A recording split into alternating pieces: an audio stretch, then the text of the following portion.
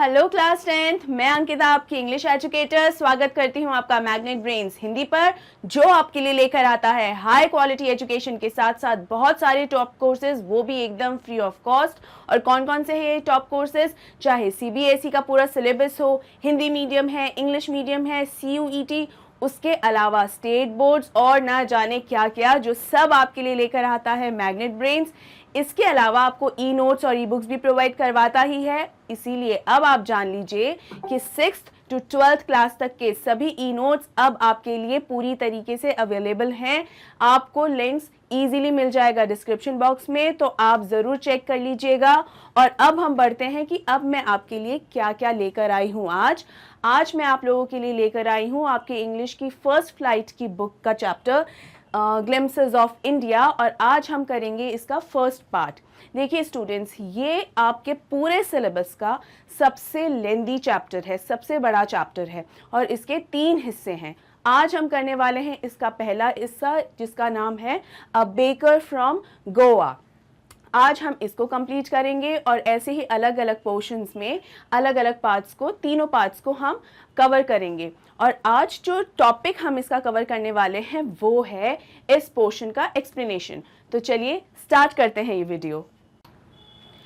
इस चैप्टर को और इस पोर्शन को समझने से पहले जान लेते हैं कि ये जो फर्स्ट पार्ट है उसे किसने लिखा है। और इसे लिखा है लूशियो रॉड्रिग्स ने, और इनका जन्म हुआ था 1916 में और इनकी डेथ हुई थी 1973 में। अब इनके बारे में ये जानना ज़रूरी है कि ये एक कोंकणी एसेइस्ट थे। He was one of the few outstanding Konkani essayists. और कोंकणी एक लैंग्वेज है जो कोंकण रीजन के जो लोग हैं वो बोला करते हैं। और कोंकण रीजन कौन सा है? जो हमारी वेस्ट कोस्ट की तरफ जो एरिया है, यानी समुद्री एरिया का एक स्ट्रेच्ड एरिया है, वो है कोंकण रीजन। उस रीजन के जो लोग हैं वही लोग कोंकणी बोला करते हैं। इसमें महाराष्ट्र भी आता है, कर्नाटका के भी कुछ लोग हैं।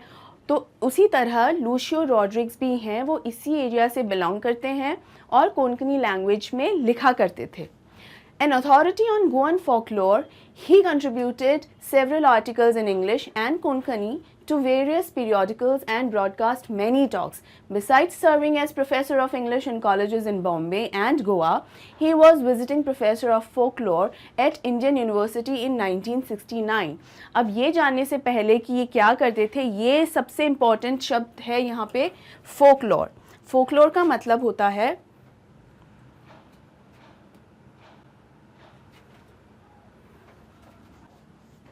तो स्टूडेंट्स सबसे इम्पॉर्टेंट है फोकलोर। फोकलोर का मतलब होता है, देखिए हर एरिया की, हर जगह की कोई ना कोई चीज़ें मशहूर होती हैं जो पीढ़ियों से चली आई होती हैं, चाहे वो किसी भी एरिया में हो या किसी भी फील्ड में हो। जैसे डांस हो सकता है, जैसे सिंगिंग हो सकती है, कोई सॉन्ग हो सकता है, कोई स्टोरी हो सकती है जो पीढ़ी दर पीढ़ी चली आई हो। अब हम इसको एग्जाम्पल के तौर पे अगर समझें तो मान लीजिए घूमर डांस जो है वो राजस्थान का एक फोक डांस है, यानी वहाँ पर पीढ़ियों से चला आया है। और अगर आप किसी को घूमर नाम भी सुनते हैं कि घूमर, तो आपका ध्यान सीधा जाता है राजस्थान की तरफ, क्योंकि ये वहीं की धरोहर है। ये जो नृत्य है घूमर नृत्य, वो है राजस्थान की धरोहर, यानी वहीं से इसका जन्म हुआ। तो ये हो गया फोक, और ये चलते हुए आ रहा है, बहुत समय से आ रहा है। चाहे वो डांस हो सकता है, कोई स्टोरी हो सकती है, कोई गीत हो सकता है। इस तरीके की जो चीज़ें हैं जो उस एरिया का एक तरीके से या उस जगह का एक तरीके से परिचय हो जाता है, तो उसे ही कहा जाता है फोकलोर। ठीक है, अब यहाँ पे जो हमारे लूशियो रॉड्रिग्स हैं ना, वो किस बारे में बात करते हैं? वो अपने जो एसेज लिखते हैं या निबंध जो लिखते हैं, उनमें उनकी मेजर थीम जो रहती है ना, जिसके आधार पे वो पूरी स्टोरीज बनाते हैं, वो फोकलोर ही होती हैं सारी। अब बेसिकली इसके बारे में मैं आपको इतना क्यों डिटेल में बता रही हूँ? इसलिए बता रही हूँ क्योंकि हमारा जो चैप्टर है ना, वो भी इसी चीज़ से जुड़ा हुआ है। चाहे लूशियो रॉड्रिग्स जो हैं वो बहुत अच्छे अच्छे इंस्टीट्यूट्स के अंदर प्रोफेसर रहे हुए हैं और गेस्ट लेक्चर्स के लिए भी जाया करते थे। तो वहाँ पर भी जो मेन आइडिया उनका रहता था वो यही रहता था कि उन्हें फोकलोर के बारे में बताना है। तो क्यों बताया जाता है फोकलोर के बारे में? ताकि ज़्यादा से ज़्यादा लोगों को उस पर्टिकुलर रीजन की खासियत के बारे में पता चल सके। ये जो हमारा चैप्टर है ग्लिम्पसेस ऑफ इंडिया का जो फर्स्ट पोर्शन है, बेकर फ्रॉम गोवा, ये चैप्टर में ही बेसिकली आपको ये देखने को मिलेगा कि फोकलोर जो है वो गोवा की एक फोकलोर आप है बेसिकली ये। तो इसीलिए मैं इस चीज़ पर इतना टाइम लगा रही हूँ, इस पर टाइम इन्वेस्ट कर रही हूँ। It's not a waste student कि हम इतना ज़्यादा जान के क्या करेंगे। कभी भी एक्स्ट्रा नॉलेज एक तो नुकसान नहीं करती है किसी भी तरीके का, राइट। तो ये आपके लिए जानना बहुत इम्पॉर्टेंट होता है। जितना भी आपको इन्फॉर्मेशन मिले अच्छा ही है। उसके अलावा ज़रूरी ये होता है कि हमें ये पता होना चाहिए कि जो चैप्टर के बारे में हम बात करने वाले हैं क्यों आपके सिलेबस में वो है, उसकी कोई इंपॉर्टेंस तो होगी। ऐसे 1 2 3 करके कोई चूज़ करके ऐसा तो है नहीं कि तुक्के में उस चैप्टर को लेकर आ गए हैं, नहीं। हमेशा एक रीज़न होता है कि आपका जो सिलेबस डिज़ाइन है ना वो वैसा क्यों है, क्यों ये चैप्टर है या वो वाला स्टोरी नहीं है ना। और इसीलिए टाइम टू टाइम जो है आपका सिलेबस अपडेट भी होता रहता है। नए नए तरीके की स्टोरीज़ आती रहती हैं, नए नए तरीके की पोएम्स आती रहती हैं, और बाकी सब्जेक्ट्स में भी आई एम श्योर इसी तरीके से कुछ ना कुछ चेंज होता है। और वो चेंज होता है बेहतरी के लिए, राइट, इम्प्रूव होता है बेसिकली। तो यहाँ पर ये जो हम चैप्टर, ये जो पोर्शन आज हम करेंगे उसमें फोकलोर का बहुत ही ज़्यादा महत्व है। इसीलिए मैं इस पॉइंट पे इतना ज़्यादा वक्त अपना लगा रही हूँ। Rodrigues' essays I'm sorry, Rodrigues' essays in English and the English translations of his Konkani essays were posthumously published under the titles of Soil and Soul and Konkani folk tales। अब यहाँ posthumously का मतलब आप पहले समझिए।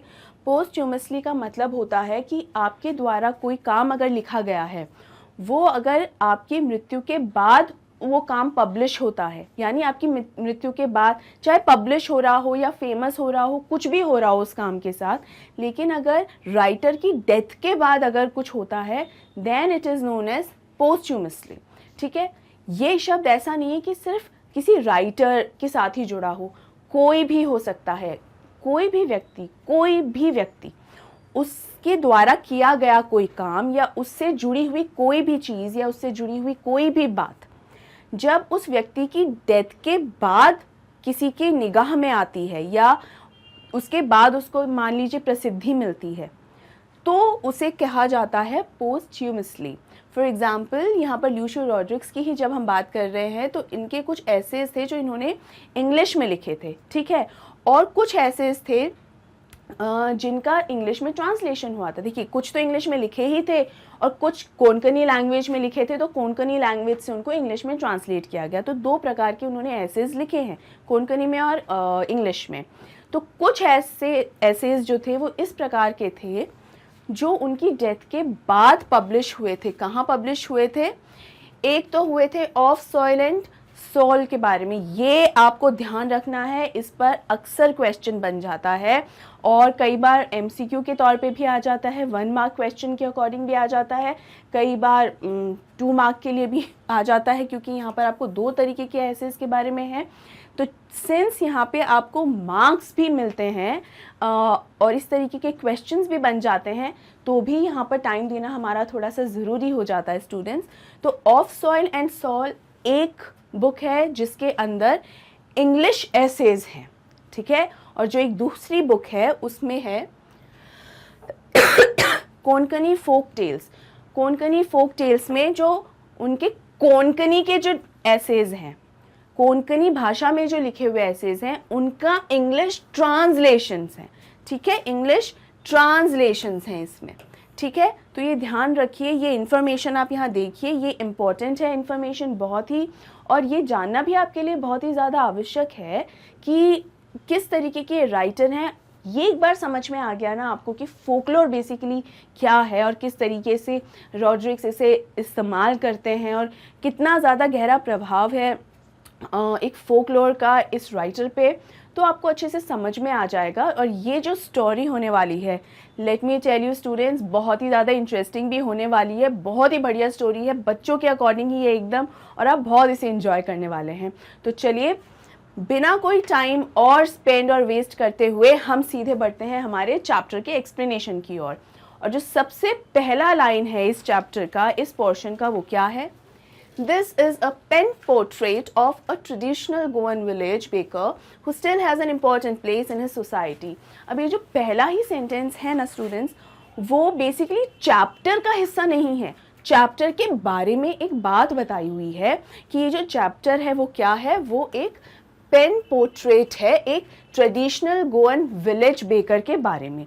यानी देखिए गोवन कौन है, गोवन गोवा, ठीक है. जैसे भारत का नागरिक भारतीय यानी इंडिया का जो सिटीजन हुआ वो हुआ इंडियन, तो गोवा में रहने वाला गोवन. ऑलराइट, तो गोवन एक व्यक्ति है, कौन है वो, गोवा के एक गांव का बेकर है जो बेकिंग करता है, केक्स वगैरह बनाता है, ब्रेड्स बनाता है, ठीक है. माइक्रोवेव में जो बेकिंग होती है वो जो व्यक्ति करता है, और कौन से तरीके से, ट्रेडिशनल तरीके से. ट्रेडिशनल तरीका ये कि नए नए इक्विपमेंट्स जो आजकल आ गए हैं या नए नए डिवाइसेस जो आ गए हैं आजकल, वो सारे गैजेट्स वगैरह या वो सारी मशीनरी यूज़ कर कर नहीं, पुराने अंदाज से जो ट्रेडिशनल तरीका एकदम होता है वो तरीके में जो बेकिंग करता है. तो ऐसा एक बेकर व्यक्ति जो गोवा के गांव में है, उसकी ये स्टोरी है. ऑलराइट, और पेन पोर्ट्रेट का मतलब क्या होता है,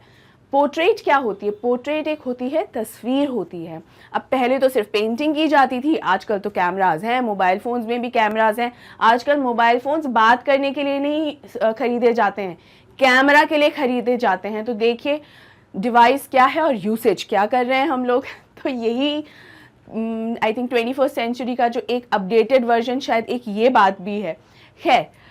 पेन पोर्ट्रेट का बेसिकली मतलब होता है, पोर्ट्रेट का मतलब होता है कोई भी ड्राइंग या पेंटिंग. ऑलराइट, और यहाँ पे जो पेंटिंग है वो किस तरीके से बनाई गई है, पेन के द्वारा. तो पेन के द्वारा ये नहीं है कि पेन से वो उसे ड्रॉ कर दिया गया है, नो. यहाँ पेन का मतलब है कि लिखित रूप में, लिखित रूप में यानी इस तरीके से, जिस तरीके से ये चैप्टर, ये पोर्शन लिखा हुआ है, लिखित रूप में एक चित्रण किया गया है इस बेकर के चरित्र का. और चरित्र का भी नहीं, यानी बेकर किस तरीके से गांव में रहता था, बेकर किस तरीके से आता था, बच्चे कितना खुश हो जाते थे, और एक बेकर के आने पर कितना खुशनुमा एक माहौल हो जाता था पूरे ही उस कॉलोनी में, एरिया में. आपको भी बहुत खुशी होती होगी. जैसे वो एक कैंडी फ्लॉस वाला आता है ना, घंटी बजाते हुए. कैंडी फ्लॉस को हिंदी में क्या कहते हैं, आई थिंक बुढ़िया के बाल, वो अलग अलग कलर्स में आते हैं, और बहुत बच्चों को तो वो बहुत ही एकदम टेम्पटिंग लगते हैं कि जैसे ही वो देखते हैं वो घंटी बजाते हुए आते हैं. या फिर कुल्फ़ी वाला भी आता है, तो हम लोग कितने एक्साइटेड हो जाते हैं, और छोटे बच्चे तो बहुत ही कि कुल्फ़ी खानी है. तो इसी तरीके से बहुत सारी ऐसी चीज़ें हैं जो हमारे बचपन से जुड़ी रहती हैं. आई एम श्योर आपके साथ भी ऐसी बहुत सारी बातें होंगी जो आपके बचपन से जुड़ी हुई हैं. तो इसी तरीके से गोवन के जो बच्चे हैं, गोवन किड्स जो हैं, उनके साथ ये बेकर की जो स्टोरी है वो जुड़ी हुई है.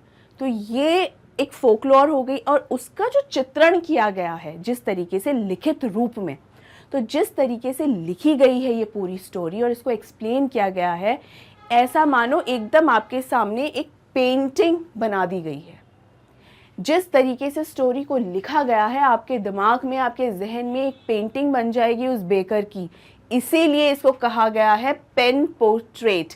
ये मीनिंग समझना आपके लिए बहुत ज़रूरी है स्टूडेंट्स. और मेरी एक चीज़ बहुत अच्छे से समझ लीजिए, कभी भी कोई शॉर्टकट रास्ता मत अपनाइए. ट्रस्ट मी, जब भी आप आराम से सब कुछ समझते हुए चलते हैं ना, उस चीज़ के ऊपर बाद में वो अच्छे से याद रहती है, तो हमें बाद में उस पर और ज़्यादा टाइम लगाने की ज़रूरत नहीं पड़ती है. ये एक तरीके की स्ट्रैटेजी ही होती है कि टाइम वेस्ट नहीं. जो सबसे पहली स्टेज होती है ना, जो फाउंडेशनल स्टेप होती है, ये कहें कि जो नींव होती है, वो सबसे मजबूत होनी चाहिए. तो पहला स्टेप जो है ना चैप्टर को समझने का, उसका एक एक शब्द अगर आप अच्छे से समझ लेंगे, एक एक बात अगर जहन में उतार लेंगे, तो वो चैप्टर इतना अच्छे से आपके दिमाग में बैठेगा कि बार बार उसे रिवाइज करने के लिए जो आपको टाइम निकालना पड़ता है ना, उसकी ज़रूरत ही नहीं पड़ेगी फिर. ऑलराइट, तो चलिए अब आगे बढ़ते हैं. आई होप आपको पेन पोर्ट्रेट अच्छे से समझ में आ गया होगा कि क्या मीनिंग है इसका. So this is a pen portrait of a traditional Goan village baker who still has an important place in his society. यानी ये बेकर की जो है अभी भी एक बहुत ही अहम जगह है इस समाज में. कौन से समाज में? गोवा में. अब यहाँ आवर एल्डर्स से हमारा चैप्टर एक्चुअल में स्टार्ट होता है.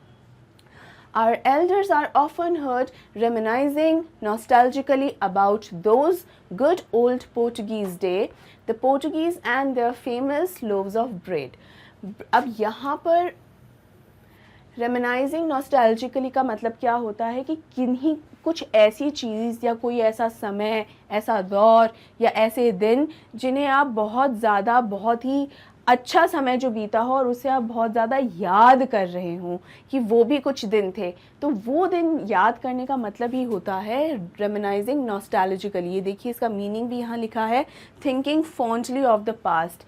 कुछ बीते दिनों की बहुत ही ख़ास यादें जो होती हैं, आप उन्हें बहुत ही ज़्यादा खुशी से याद जब करते हैं, आप उसे ही कहा जाता है रेमिनाइजिंग नॉस्टैल्जिकली.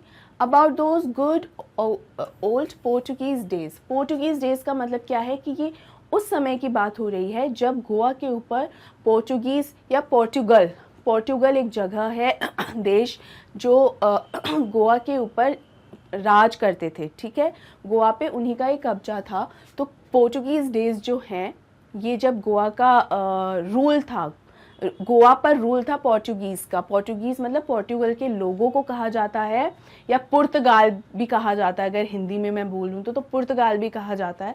पुर्तगाल के जो लोग हैं उन्हें कहा जाता है पुर्तगाली या पोर्टुगीज़. ठीक है, तो पोर्टुगीज़ का जब राज था गोवा पे, उन दिनों की बात है. तो बच्चे कह रहे हैं कि हमारे जो एल्डर्स हैं और जो रॉड्रिग्स हैं वो बता रहे हैं कि हमारे जो पूर्वज हैं वो जब याद करते हैं ना इन पुराने दिनों को, the Portuguese and the famous loaves of bread, यानी जैसे ही वो दिन याद करते हैं तो जो सबसे पहली चीज़ उनको दिमाग में आती है वो क्या आती है? वो आती है कि उनके जो फेमस लोव्स ऑफ ब्रेड हैं, यानी जो ब्रेड के पीसेस होते हैं ना, वो सबसे पहले उन्हें याद आते हैं. पुर्तगाली का मतलब है कि ब्रेड याद आती है. तो ब्रेड इसलिए याद आती है क्योंकि एक तो बहुत ही फेमस होती है, बहुत ही डिलिशियस ब्रेड होती है. दूसरा, लोव्स ऑफ ब्रेड क्या होता है? लोव्स ऑफ ब्रेड ये होता है स्टूडेंट्स, जब हम ब्रेड को बेक करते हैं ना, तो हमें मार्केट में यूजुअली कैसी है, वो स्लाइस मिलती हैं. पैकेट मिलते हैं ना ब्रेड के, तो जिसमें जैम लगा के खाते हैं हम, तो वो जो है वो हमको स्लाइसेस में मिलती है. बट एक्चुअली जो है एक बार में एक बड़ा पीस उसका बेक होता है. तो जो बड़ा पीस होता है ना, जिसको बाद में कट करके हम स्लाइसेस बनाते हैं, वो बड़ा पीस ही बेसिकली लोव कहलाता है. ठीक है, एक वो जो हिस्सा है that is known as loaf of bread, और लोफ के को जो प्लूरल बोलेंगे तो लोव्स हो जाएगा. ऑल राइट, ये आपको समझ में आ गया होगा कि यहाँ ये कहा जा रहा है कि जब हमारे पूर्वज जो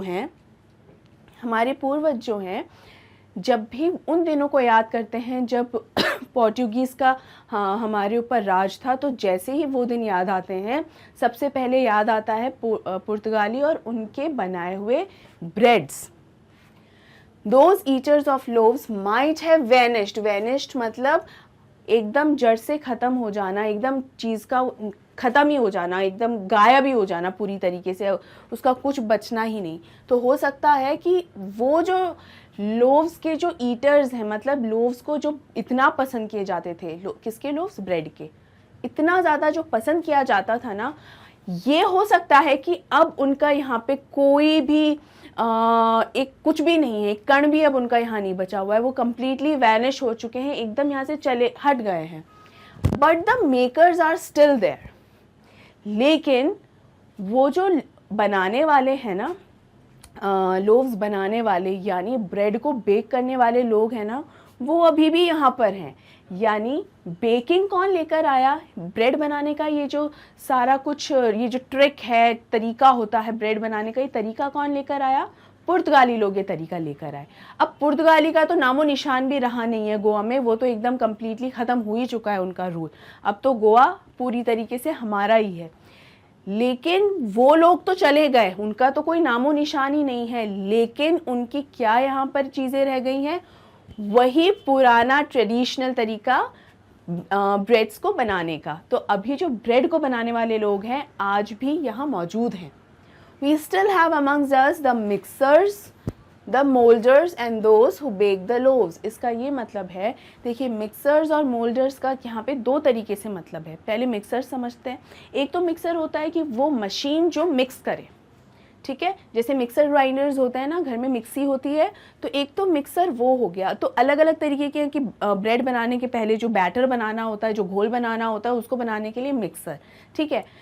और एक होते हैं वो लोग जो मिक्स करते हैं। मानो अगर मैं मिक्स कर रही हूँ सब, मेरे पास अगर मशीन नहीं है तो मैं अपने हाथों से ही सब कुछ मिक्स करूँगी, मिलाऊंगी, तो मैं भी हो गई मिक्सर, ठीक है। तो मिक्सर का ये दो मतलब है कि भले ही हो सकता है कि आप उसको इंसान जो भी मान लें कि मिक्स करने वाले लोग, या फिर वो मशीन, लेकिन जिस वक्त की और जिस बारे में, जिस जगह की बात हो रही है, यहाँ पर लोगों के बारे में बात हो रही है कि mixer are the people who need the flour, यानी आटे को नीड करने वाले, गूंथने वाले जो लोग हैं ना यहाँ पे, किसका आटा, ब्रेड बनाने के लिए जो आटा तैयार होता है, वो है यहाँ पर मिक्सर। और मोल्डर्स कौन होते हैं? मोल्डर्स होते हैं जो इस ब्रेड को एक शेप देते हैं, एक डिज़ाइन देते हैं। तो वो डिज़ाइन अलग अलग होती हैं, कभी फ्लावर की शेप में होती है, कभी किसी फ्रूट की शेप में होती हैं, स्ट्रॉबेरीज के रूप में होती हैं, अलग अलग शेप बनाते हैं। कभी रेक्टेंगुलर है, ट्रायंगुलर है, और कभी सर्कुलर है, इजंट इट। तो अलग अलग शेप में बनाते हैं, तो उन्हें कहते हैं मोल्डर्स, यानी एक रूप देना। और आजकल ये रूप देने के लिए क्या आ गया, अलग अलग जो मोल्डर्स हैं वो सांचे के रूप में मार्केट में बहुत इजीली आजकल मिल जाते हैं। लेकिन पहले तो ये सांचे ऐसे थे ही नहीं। तो जो हमारे जो ये नीड करते थे ना, वही लोग ये मोल्डर्स को, यानी वो लोगों को मोल्डर्स कहा जाता था, क्योंकि वो स्वयं उसको खुद ही उसको एक शेप दिया करते थे। तो इसलिए भले ही पुर्तगाली चले गए हों, लेकिन उनका ये जो एक आर्ट है ना, वो हमारे पास हमने रख लिया है, और उसका हम बहुत सम्मान भी करते हैं कि किस तरीके से हम ब्रेड को बनाएंगे। और पुर्तगालियों का ये जो ट्रेडिशनल तरीका है ना, जिससे वो बनाते आए हैं, जिस तरीके से वो बनाते आए हैं इस ब्रेड को, वो तरीका हम आज भी अपनाने वाले हैं। और ये जो है, ये है इसका हिंदी अनुवाद। यही है कि पुर्तगाली शासन के समय की ये बात है कि जब गोवा के समय की चर्चा करती है कथा के वर्णकर्ता, इस पूरा यही बताया हुआ है कि उन दिनों की बातें, उन अच्छे पुराने पुर्तगाली दिनों की बात करते हैं। वहाँ तब बहुत खुशहाली भी थी कि लोव्स बन रहे हैं, ब्रेड बन रहे हैं। तो यही है कि वो समय के दौरान जो है प्रसिद्ध रोटियां जो बनाई जाती थी। अब ब्रेड को हिंदी में अगर आप शाब्दिक अर्थ में जाओगे ना, तो रोटियां ही कहा जाता है, ठीक है। ब्रेड को हिंदी में बोलेंगे तो रोटियां ही है, या डबल रोटी भी कह सकते हैं हम, ठीक है। लेकिन ब्रेड हम समझते हैं क्या है, मार्केट में बहुत इजीली अवेलेबल है, तो ब्रेड वही है। और यहाँ लेखक उस समय की बात कर रहा है कि जो पुराने समय में इस तरीके से जिस तरीके से वो आता था, तो बच्चे बहुत खुश हो जाते थे बेसिकली। और किस तरीके से उन्हें बनाया जाता था, उन ब्रेड को किस तरीके से बनाया जाता था, वो मिक्सर्स और मोल्डर्स वो भी आज भी मौजूद है गोवा में। अब देखिए स्टूडेंट्स, इसकी इम्पोर्टेंस क्या है, इस बारे में बात करना। देखिए कुछ चीज़ें होती हैं ना, भले हमारे पास मशीन्स आ जाएं, भले ही हमारे पास गैजेट्स आ जाएं, लेटेस्ट डिवाइसेस हैं, ठीक है, टेक्नोलॉजिकल एडवांसमेंट्स भी हो ही रही हैं, बिल्कुल सही है। और सब लोगों की अपनी अपनी पसंद भी होती है, उसके लिए भी जजमेंटल होना ठीक नहीं होता कि उसको तो ये पसंद है तो नहीं होना चाहिए, यही चीज़ सही है, यही पसंद होना चाहिए, ऐसी भी कोई बात नहीं है। लेकिन कुछ चीज़ें होती हैं वो सिर्फ आप इसलिए करते हो क्योंकि एक्सपीरियंस आप चाहते हो उस चीज़ का, ठीक है। भले ही आजकल मार्केट के अंदर इतने अच्छे अच्छे डिवाइसेस और मशीन्स आ गई हैं जो आपके काम को ना बहुत ही आसान कर देती हैं, लेकिन कुछ काम ऐसे होते हैं, जैसे ये ब्रेड बनाने का ही काम है। ये ब्रेड बहुत इजीली बन जाती है, ट्रस्ट मी, बिल्कुल ज़ोर नहीं आता। लेकिन फिर भी इसको पुराने ट्रेडिशनल तरीके से बनाने का जो एक एक्सपीरियंस होता है, वो एक अलग ही चीज़ है। तो वो जो हर व्यक्ति ना, वो एक्सपीरियंस, जो पैशन होता है लोगों के अंदर, ठीक है, लोग जिस बारे में पैशनेट होते हैं, वो उसको एक्सपीरियंस के लिए वो चीज़ करते हैं कि हमको ये मोल्ड खुद अपने हाथों से डिज़ाइन करना है, हमको ये जो ब्रेड है इसको अपने हाथों से एक शेप देना है। तो ये एक एक्सपीरियंस उन्हें देता है, और यही उस चीज़ का मोस्ट इम्पॉर्टेंट एक वो आनंद वही है, ठीक है, उससे खुशी मिलती है इन लोगों को। और ये चीज़ें बहुत जैसे फॉर एग्जांपल अगर मैं रंगोली बनाने की बात करूँ तो आजकल बहुत सारे सांचे आ गए हैं, तो सांचों में आपको कोई क्रिएटिविटी नहीं दिखानी, बस कलर डालने हैं, उनसे छानना है और बस हो गया। जैसे चाय छानते हो वैसे कलर छान दो। लेकिन जो हाथ से रंगोली बनाने का जो एक एक्सपीरियंस होता है ना, ऑल्दो छान कर वो सांचे से बना के आपका टाइम बच जाता है, यस, और टाइम बचाना ज़रूरी भी है, लेकिन जो हाथों से रंगोली बनाते हैं वही जानते हैं कि रंगोली बनाना भी अपने आप में एक एक्सपीरियंस होता है, और उससे ख़ास तौर पे फेस्टिवल्स में चार चांद लग जाते हैं। तो ऐसा फील होने लगता है कि हाँ, त्यौहार आ रहे हैं और तैयारियां शुरू हो रही हैं। तो ये बहुत ज़रूरी है स्टूडेंट्स। तो यही कहीं ना कहीं ये पूरा एक्सपीरियंस है। ये बार बार मैं इन चीज़ों के बारे में क्यों आपको बता रही हूँ, ये इस चैप्टर से अलग नहीं है जो मैं एक्सप्लेन कर रही हूँ। ये जो मैं आपको बता रही हूँ ना, क्योंकि इस चैप्टर से अक्सर जो question, it is one of the most important chapters student, सबसे ज़रूरी सबसे इम्पॉर्टेंट चैप्टर्स में से है। इस पर क्वेश्चंस बनते हैं और हैवी मार्क्स के क्वेश्चन बनते हैं, 6 मार्क्स के क्वेश्चंस तक बनते हैं इस चैप्टर में से, ठीक है। और अक्सर डायरेक्ट क्वेश्चन नहीं आता, मैं ये भी आपको बता दूं, डायरेक्ट क्वेश्चन नहीं आता। 10th क्लास में हैं आप लोग, कोई जूनियर क्लास नहीं है। डायरेक्ट क्वेश्चन ना आके आपसे आपके ओपिनियन कई बार पूछे जाते हैं कि आपके अनुसार ये कैसे क्या होगा, ठीक है। तो आपके अनुसार कैसे क्या होगा, तो वो आप आंसर कैसे फ्रेम करेंगे। इसीलिए मैं ये जो एग्जाम्पल्स हैं, ये जो बातें हैं, आपको समझाने की कोशिश कर रही हूँ कि किस तरीके से आप अपनी बात को, अपने आंसर को सपोर्ट करने के लिए कुछ कुछ लिख सकते हैं। अलग अलग एग्जाम्पल्स, अलग अलग उदाहरणों से आप किस तरीके से अपनी इस बात को एक्सप्लेन कर सकते हैं। आई होप ये तो आपको समझ में अभी तक अच्छे से आ गया होगा। तो यहाँ पर हम अब आगे बढ़ते हैं।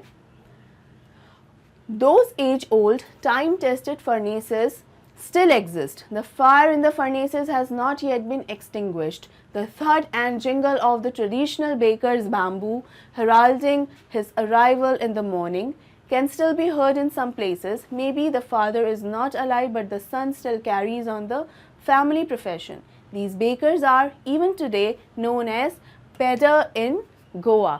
इसका ये मतलब है कि ये जो एज ओल्ड यानी काफ़ी पुराना, 1 सदी पुराना, मतलब काफ़ी समय पुराना ये जो सिस्टम है, टाइम टेस्टेड मतलब समय ने इसको परखा है और अभी भी ये उतना ही अच्छा एक्सपीरियंस है जितना पहले था।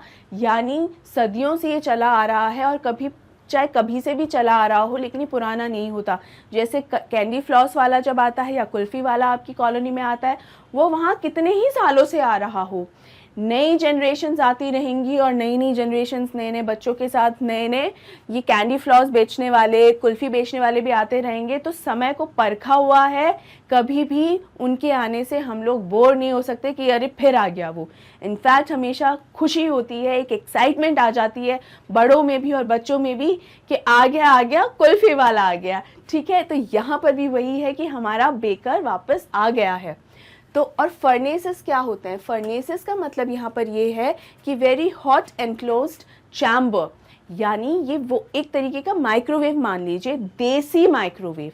ये देसी माइक्रोवेव वो मशीन नहीं है स्टूडेंट्स, ये बनाया हुआ है, कंस्ट्रक्टेड माइक्रोवेव होता है। इसको ईंट पत्थरों से ही बनाया जाता है और इस तरीके का ये चैम्बर एक होता है जहाँ पे इजीली बेकिंग की जाती है। और यहाँ इजीली बेकिंग नहीं की जा सकती, यहाँ पर आपको एकदम एक्सपर्ट होना पड़ेगा। यानी अगर इस तरीके के एक फर्नेस जो है, इसमें अगर आप किसी को बेकिंग करना आता है प्रॉपरली, इसका मतलब वो एक एक्सपर्ट बेकर है। माइक्रोवेव या ओटीजी वाला नहीं है यहाँ पे कि बस रखा, एक प्लग ऑन किया और हो गया, नहीं। और डिफरेंस क्या है, उतना ही डिफरेंस है जितना चूल्हे की रोटी और स्टोव की रोटी में है, बस उतना ही डिफरेंस इस फर्नेस में और एक माइक्रोवेव में है। तो ये जो फर्नेस है ना, ये टाइम टेस्टेड है, मतलब कितना बहुत ज़्यादा पुराना है, लेकिन आज भी इस फर्नेस में बनाया हुआ जो ब्रेड है ना, वो उतना ही डिलीशियस है जो पहले था। The fire in the furnaces has not yet been extinguished। इसका मतलब ये है कि ये फर्नेसेस आज भी यूज़ होते हैं, इनमें जलती हुई जो आग है वो अभी भी एक्सटिंग्विश यानी बुझी नहीं है। तो इसका ये मतलब नहीं लगातार आग जलती ही जा रही है, ऐसा नहीं है। इसका ये मतलब है कि अभी भी जो ये फर्नेसेस हैं वो आज भी यूज़ होते हैं और आज भी वर्किंग कंडीशन में हैं और बहुत ही बढ़िया है। The third and jingle of the traditional bakers bamboo heralding his arrival in the morning can still be heard in some places. इसका ये मतलब है the third and jingle, jingle bell जो होती है, जो घंटी होती है, जो एक तरीके से एक सिग्नल होता है कि आ गया है बेकर, या आ गया है कैंडी फ्लॉस वाला, या आ गया है कुल्फी वाला। तो ये जो घंटी बजाते हुए आते हैं ना, उसके बारे में बात हो रही है। और थर्ड का मतलब होता है थप करके कोई आवाज़ आना, यानी अ डल एंड हैवी साउंड। ये किसका साउंड है? बांस का एक लकड़ा रहता है इनके पास, जिसको वो इस तरह से चलते हुए थप थप करते हुए आते हैं, और इसी पर कुछ घंटियाँ भी बंधी रहती हैं। तो वो भी जब ये इनका अराइवल, कि ये लोग आ गए हैं, उसके बारे में पता चल जाता है कि हाँ भाई अब बेकर आ गया है। और जैसे ही इस थर्ड की आवाज़ सुनते हैं, जैसे ही घंटियों की आवाज़ सुनते हैं, तो सबको पता चल जाता है कि हाँ ये लोग आ गए हैं। और हेराल्डिंग, हेराल्डिंग का मतलब होता है अनाउंस करना, यानी ये बता देना कि हाँ भाई कोई ना कोई आ रहा है। तो ये अनाउंस कौन कर रहा है? ये जो बांस की लकड़ी है और जो घंटियां हैं ना, वो छन छन छन छन जिंगल बेल एकदम बज रही है। तो उसकी आवाज़ से सबको पता चल जाता है कि हमारे जो बेकर हैं वो आ गए हैं। और कब आते हैं? वो मॉर्निंग में आते हैं। And can still be heard in some places, मतलब कब से ये चला आ रहा है और आज भी ये चल रहा है। ऑल राइट, अब यहाँ पर ये जो बेकर है, यानी ये जो ब्रेड बनाने वाला है, वो सदियों से ही आ रहा है। अब सदियों से एक जना तो जिंदा रह नहीं सकता है ना, ये तो साधारण इंसान है। तो यहाँ पर हो ये रहा है कि may be the father is not alive, मतलब मे बी उनके जो पिता हैं, जो अभी जो व्यक्ति आ रहा है, वो जो पहले जो आते थे शायद वो अब जीवित नहीं है, लेकिन कौन है? But the son still carries on the family profession, यानी ये एक ऐसा काम है जो पीढ़ी दर पीढ़ी चलता आ रहा है। पहले पिता आते थे और अब मानो शायद पिता अब जीवित नहीं है, तो इनके जो बेटे हैं अब वो इस पारिवारिक काम को आगे बढ़ा रहे हैं। It means may be the father may be he is not alive, but his son is still carrying forward the legacy of family. और क्या लेगेसी है वो? ये जो प्रोफेशन वाला काम है, ये जो प्रोफेशनल लेगेसी है, उसे आगे बढ़ा रहे हैं। These bakers are even today known as pedder in Goa, यानी इन बेकर्स को आज भी पेडर कहा जाता है। अब पेडर कौन होते हैं? पेडर बेकर्स को ही कहा जाता था स्टूडेंट्स, लेकिन ये जो है वो है अगेन एक ट्रेडिशनल नाम है। जैसे कंट्रीब्यूशन हो गया कंट्री, तो उसी तरीके से बेकर्स जो थे पहले पेडर्स ही इन्हें कहा जाता था। और कारण ये भी था उनका पेडर्स कहलाने का, क्योंकि आजकल तो बेकरीज हो गई हैं, शॉप्स हो गई हैं, तो आप वहाँ जाते हैं, जो भी आपको चाहिए ख़रीद लेते हैं, या ऑनलाइन वेबसाइट्स इतनी सारी अवेलेबल हैं, आप ऑर्डर कर देते हैं और विद इन 30 मिनट्स वो आपके पास आ जाता है, केक या जो भी आपने ऑर्डर किया है। बट पहले जो था वो घर घर जाके बेचा ही जाता था, चाहे कोई भी सामान हो। सब्जियां भी जो होती हैं, सब्जियां तो खैर आज भी घर घर जाके बेची जाती हैं, लेकिन सब्जियां हो गई या खाने पीने का और कोई सामान हो गया, ब्रेड्स हो गई, तो घर घर जाके लोग बेचा करते थे। एक बड़े से झोले में, बैग्स के अंदर वो सारे सामान को पैक कर कर लेकर जाते थे। और लिटरली सब लोग वेट करते रहते थे कि कब वो ब्रेड वाला आएगा और हम भागे भागे बाहर जाएंगे और ब्रेड खरीदेंगे। अब ब्रेड यहाँ पर सिर्फ वो फीके वाली ब्रेड ही नहीं होती है स्टूडेंट्स, अलग अलग स्वीट बन्स होते हैं, जो मीठे मीठे बन्स होते हैं वो भी होते हैं। वो अलग अलग तरीके की ब्रेड, जिसके बारे में हम आगे जानेंगे, तो अलग अलग तरीके की ब्रेड्स लेकर आते हैं। तो ये सारा इसका डिटेल है कि इसीलिए इन्हें पैडर कहा जाता था पहले, क्योंकि ये पहले चल के और घर घर आके ये सामान जो है बेचा करते थे। ठीक है, अब चूंकि बेकिंग शॉप हो गई तो वो अब शॉप्स हो गई हैं और इस तरीके के आउटलेट्स खुल गए हैं, तो इसलिए अब इनको प्रोफेशनली अब बेकर्स ही, बस यही टर्म इनको दी जाती है। अब ये जो एक्स्ट्रा एक्सप्लेनेशन है ना इसके साथ, इसको बिल्कुल भी स्किप नहीं करना है स्टूडेंट्स। क्यों? क्योंकि जैसा कि मैंने आपको बताया कि ग्लिम्पसेस ऑफ इंडिया जो चैप्टर है, it's one of the most important chapters, बहुत ही ज़्यादा ज़रूरी चैप्टर है और इसमें से डेफिनेटली क्वेश्चन आता ही आता है और मैक्सिमम टाइम्स 6 मार्क का क्वेश्चन भी आता है, तो आपको ये बिल्कुल भी स्किप तो करना ही नहीं है। दूसरा, इसके साथ साथ मैं ये जो डिटेल्स आपको बताती चल रही हूँ ना, इसका हिंदी अनुवाद भी है, ये भी आपको बहुत हेल्प करने वाला है। ये मैं आपको बता दूं कि जो साथ साथ मैं जो डिटेल्स बताती जा रही हूँ, तो ये भी आपको समझने की ज़रूरत है कि ये किन दिनों की बात हो रही है। ये आज कोई 21st सेंचुरी की बात नहीं हो रही है, ये जिस समय की बात हो रही है ना, जैसे पुर्तगाली के दिनों की जब बात कर रहे हैं, जब वो लोग यहाँ पर थे, तो ये ध्यान देना बहुत ज़्यादा ज़रूरी है कि पुराने समय से लेकर अभी तक कितना ज़्यादा बदलाव आ गया है, क्योंकि इस तरीके के भी क्वेश्चंस आ सकते हैं इस चैप्टर से जुड़े हुए, स्पेशली इस पोर्शन से जुड़े हुआ क्वेश्चन आ सकता है कि पहले के जो बेकिंग स्टाइल था या जिस तरीके से बेचे जाते थे ब्रेड, उसमें और आज के समय में क्या डिफरेंस है, या पहले जिस तरीके से ब्रेड्स बनती थी और आज जिस तरीके से ब्रेड्स बनती हैं उनमें क्या डिफरेंस है। तो जो मेजर डिफरेंसेस हैं ना, वो यही हैं कि पहले मिक्सर्स और मोल्डर्स भी जो होते थे ना, वो इंसान ही उनको गूथा करते थे आटे को, इंसान लोग जो ही हैं वही मोल्ड किया करते थे या शेप दिया करते थे उस आटे को, ताकि उसी शेप और डिज़ाइन की वो ब्रेड बने। ठीक है, अलग अलग डिफरेंट फ्लेवर्स होते थे। आज के समय में ये दोनों ही चीज़ करने के लिए हमारे पास उपकरण मौजूद हैं, यानी अलग अलग सांचे हमारे पास, या स्टेंसिल्स कहना चाहिए, वो हमारे पास मौजूद हैं। तो उन कामों के लिए हमें लोगों की ज़रूरत नहीं पड़ती, हम वो बस उपकरण हमारे लेकर आ गए, वो सांचे लेकर आ गए और बात हो गई। तो सबसे मेजर डिफरेंस तो एक तो यही है। एक बहुत ही बड़ा मेजर डिफरेंस ये है कि आज के दिन माइक्रोवेव्स हैं और बड़े बड़े माइक्रोवेव्स होते हैं, बहुत बड़ी बड़ी मशीन्स में अवेलेबल हैं। लेकिन पहले जो ट्रेडिशनल फर्नेसेस होते थे ना, जो मैंने आपको बताया कि जिसमें बहुत ट्रेडिशनल यानी जो कंस्ट्रक्टेड होते थे, कोई मशीन नहीं है कि खरीद के लाके रख ली, वो बने रहते थे, कंस्ट्रक्टेड यानी उनका निर्माण किया जाता था। ठीक है, ईंट पत्थरों से चुनवाई की जाती थी उनकी। तो ये बेसिकली ये भी बहुत बड़ा डिफरेंस है। और वहाँ उसकी बेकिंग का जो एक वो टेस्ट भी होता है ना, वो एकदम अलग है। और वो ऐसे फर्नेसेस हैं जो आज भी गोवा में इवन इन 21st सेंचुरी वो अवेलेबल हैं, वर्किंग कंडीशन में हैं और बहुत ही उम्दा टेस्ट उनका होता है। तो यही बहुत मेजर डिफरेंसेस हैं। तो इस तरीके के भी जो क्वेश्चंस हैं वो इस चैप्टर पे बन सकते हैं, इसीलिए इस चैप्टर को समय देना थोड़ा ज़रूरी है और इसीलिए धीरे धीरे इस चैप्टर को पढ़कर समझना है हमें।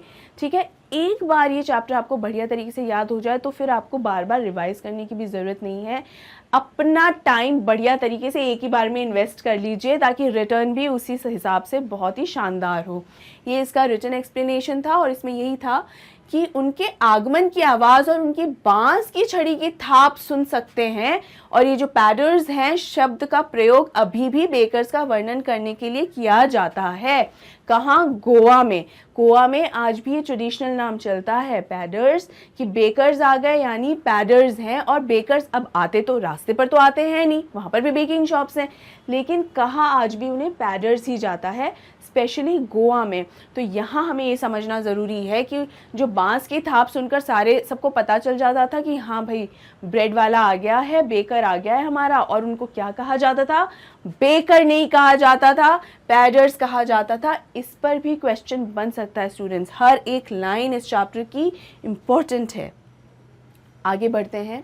During our childhood in Goa the baker used to be our friend, companion and guide.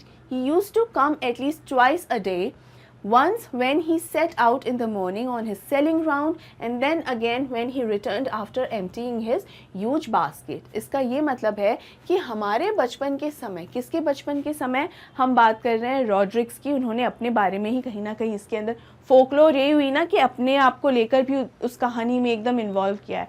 और ये फोकलोर यही है कि गोवा का जो फोक या जो ट्रेडिशनल कॉन्सेप्ट है बेसिकली, उसके बारे में बार बार बताया जा रहा है। पूरा उस फोकलोर के बारे में ही यहाँ एक्सप्लेन किया जा रहा है। ठीक है, तो अपने बचपन में गोवा के अंदर जब baker used to be our friend, मतलब जो बेकर होता था ना वो तो हमारे फ्रेंड की तरह होता था। तो फ्रेंड क्यों बन जाता था? रोज़ आता था, रोज़ हम बहुत खुशी खुशी उससे मिलने जाते थे और हमारा एक तरीके से उससे ऐसी बॉन्डिंग हो गई थी कि वो तो हमारा फ्रेंड ही बन गया था बिल्कुल। So he became our friend, companion and guide. क्योंकि जो बेकर आता था वो बच्चों से तो बड़ा ही था ना, तो वो कुछ अच्छी बातें भी करता था, कुछ समझाता भी था, तो हमारे लिए गाइड भी हो गया था। और क्या समझाता था? जो अलग अलग ब्रेड्स हैं उनके फ्लेवर्स के बारे में भी समझाता था। कौन सा फ्लेवर किसके साथ ज़्यादा अच्छा लगेगा, या कौन सी डिज़ाइन है, जो शेप है, नई नई डिज़ाइंस के बारे में बताता था, ये कैसे बनी। तो बहुत सारी चीज़ें एक्सप्लेन करता था, डिटेल में बताता था। और ये जो बच्चे हैं उस चीज़ को बहुत ही ज़्यादा एंजॉय किया करते थे। He used to come at least twice a day, कम से कम 2 मरतबा वो बेकर वहाँ आया करता था। हम इस पूरे चैप्टर में इस मोमेंट से बेकर को ना पैडर ही कहेंगे। क्यों? ताकि आपको बिल्कुल ये वर्ड ना एकदम जहन में बैठ जाए कि जहाँ पर बेकर की बात आने वाली है वहाँ पैडर ही आने वाला है, क्योंकि पैडर ये जो वर्ड है one of the key words है इस चैप्टर में। ठीक है, जैसे मैंने 10th क्लास की स्ट्रैटेजी के दौरान भी स्टूडेंट्स आपको समझाया था कि हर चैप्टर में, पोएम में या बाकी सब्जेक्ट्स के बारे में भी हम बात करें तो हर सब्जेक्ट में कुछ कीवर्ड्स, की पॉइंट्स होते ही होते हैं। उन कीवर्ड्स और की पॉइंट्स में पूरे चैप्टर का एक समावेश हो जाता है, यानी पूरे चैप्टर एक बार में कवर हो जाता है कि इस बारे में ये चैप्टर है। ठीक है, वैसे ही जो इस चैप्टर में एक कीवर्ड है, हम बिल्कुल ये कह सकते हैं कि पैडर एक, जैसे ये वर्ड आया उसी वक्त ये समझ में आ जाएगा कि किस चैप्टर की बात हो रही है। ये बात हो रही है ग्लिम्पसेस ऑफ इंडिया के पोर्शन 1 की, अ बेकर फ्रॉम गोवा। ये उसी वक्त समझ में आ जाएगा, इजंट इट? तो इसलिए ये एक कीवर्ड हो गया है, तो हम पैडर बोलकर ही बात करेंगे अब से। ठीक है, तो यहाँ बात है कि ये जो पैडर है वो कम से कम 2 मरतबा आता है इनके एरिया में। एक तो जब वो मॉर्निंग में आता है बेचने के लिए, कि भाई बेचते हुए आ रहा है, एक घर से दूसरे घर जा रहा है, अपनी बांस की लकड़ी लेकर, बांस की छड़ी लेकर चल रहा है जिस पर घंटियाँ बंधी हुई है। तो जिंगल्स, घंटियों को ही जिंगल्स कहा जाता है। ये जो जिंगल बेल गाना आई एम श्योर आपने सुना ही होगा। तो जिंगल बेल्स, ये जो जिंगल होती है ये एक धुन होती है बेसिकली। ठीक है, वो जब आता है तो सब लोग बहुत ज़्यादा खुश होते हैं, सब खरीदने आ जाते हैं। तो पहली मर्तबा तो आता है सुबह जब बेचने आता है।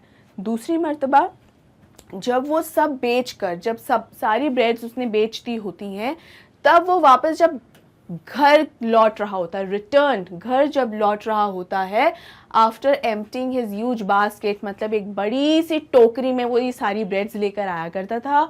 और जब ये बेच देता था इनको, जब ये सारी ब्रेड्स सेल आउट हो जाती थी, बिक जाती थी, वो अपनी वो बड़ी सी टोकरी फिर से अपने सर पे रख के अपनी बांस की छड़ी, अपनी वो बांस की छड़ी भी उस टोकरी के अंदर ही रख लेता होगा और फिर वापस अपने घर को लौट जाता है। तो ये 2 बार वो इस एरिया में कम से कम आता था। ये इसका हिंदी अनुवाद है स्टूडेंट्स। ये भी आपको बहुत हेल्प करने वाला है अपने इस आंसर को डिटेल में समझने के लिए। अब हम बढ़ते हैं आगे। अब मैं आंसर क्यों बोल रही हूँ या एक्सप्लेनेशन क्यों नहीं बोल रही, आंसर इसलिए बोल रही हूँ स्टूडेंट्स, और शायद बार बार आंसर ही बोलूँगी क्योंकि इस चैप्टर के हर एक लाइन से क्वेश्चन बन सकते हैं। तो आपको जब आंसर अपना फ्रेम करना हो तो हिंदी अनुवाद आपके पास है ही, तो आपके दिमाग में अच्छे से एक्सप्लेनेशन ही और बैठ जाएगा, इजंट इट? तो आपको अपना आंसर फ्रेम करने में और ज़्यादा हेल्प हो जाएगी। आगे बढ़ते हैं। द जिंगलिंग थड of his bamboo woke us up from sleep and we ran to meet and greet him. Why was it so? Was it for the love of the loaf? Not at all. The loaves were bought by some Pasquine or Bastine, the maid servant of the house. What we longed for were those bread bangles which we chose carefully. Sometimes it was sweet bread of special make. अब इसका क्या मतलब है students? इसका ही मतलब है, ये जो जिंगलिंग है ना, जिंगल का मतलब देखिए, जिंगल लिखा है a light ringing sound. A light ringing sound मतलब मुझे छुन छुन छुन छुन की तो जो आवाज़ होती है वही होता है जिंगल। तो ये जो धुन होती है बेसिकली, तो ये जो जिंगलिंग थर्ड है, थर्ड क्या, धप धप धप धप की आवाज़। तो यानी बैम्बू स्टिक पे जो घंटियाँ बजी हुई हैं, तो ये धप धप और जिंगल ये एकदम मिक्स से जुड़ी हुई जो आवाज़ है, धुन है, वो जैसे ही आती है उस आवाज़ से ही हम बच्चे सब जग जाते थे सुबह। वो का सबका मतलब कि जैसे ही वो आता था ये धप धप धप करके, वैसे ही नींदों में हमारे कानों में वो आवाज़ पड़ती थी और हम उसी वक्त तुरंत जग जाते थे कि हमारा जो है बेकर जो है, जो क्या है, पैडर जो है वो आ गया है। और हम सब जग जाते थे and we ran to meet and greet him. हम इतना एक्साइटेड हो जाते थे उससे मिलने के लिए कि वो आ गया है, और उसी वक्त हम सारे बच्चे जो है भागे भागे उससे पास जाते थे, उसको ग्रीट करते थे, वेलकम करते थे और स्वागत करते थे एक तरीके से कि आ गया। अब देखिए, ये जो पैडर की बात कहूँ अगर, तो उसको भी कितनी खुशी मिलती होगी कि वो जो काम कर रहा है, जो ब्रेड वो बेच रहा है, उसकी ब्रेड कितनी ज़्यादा पसंद की जाती होगी, या कितना ज़्यादा ये जो बच्चे हैं इस पैडर का वेट कर रहे हैं कि कब ये आएगा, कब हम इससे ब्रेड खरीदेंगे। अब यहाँ सिर्फ यहाँ जो ब्रेड है ना, बेसिकली ब्रेड की वजह से इस पैडर और इन बच्चों में या बाकी सभी लोगों में एक कनेक्शन बन गया, एक बॉन्ड बन गया है। सबके दिमाग में ये बात कहीं ना कहीं है कि ये समय अब हो गया है, अब वो आने वाला ही है, पैडर आने वाला ही है।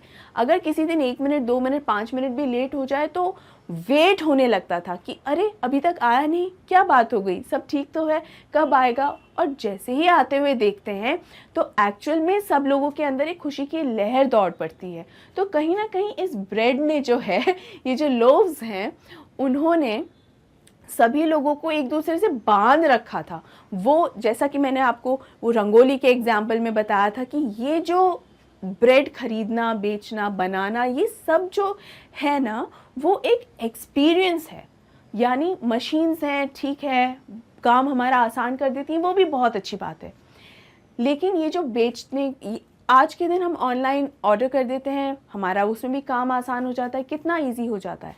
लेकिन फिर भी ये इस समय की बात को इसलिए याद किया जा रहा है, ये बताने के लिए कि ये जो व्यक्ति आता था और हम जो एक वेट करते थे, ये जो वेट करने वाला एक जो एक्सपीरियंस है ना, वो धीरे धीरे अब कम होता जा रहा है। लोगों को कम समझ में आती है कि वेट करने में भी एक वो भी बच्चे इंजॉय करते हैं कि कब मेरा केक आएगा। बर्थडेज पे जैसे जब आप वेट करते हो कब मेरा केक आएगा, कब मैं अपना बर्थडे सेलिब्रेट करूं, कब उसको केक को काटूंगी और कब मैं इंजॉय करूंगी।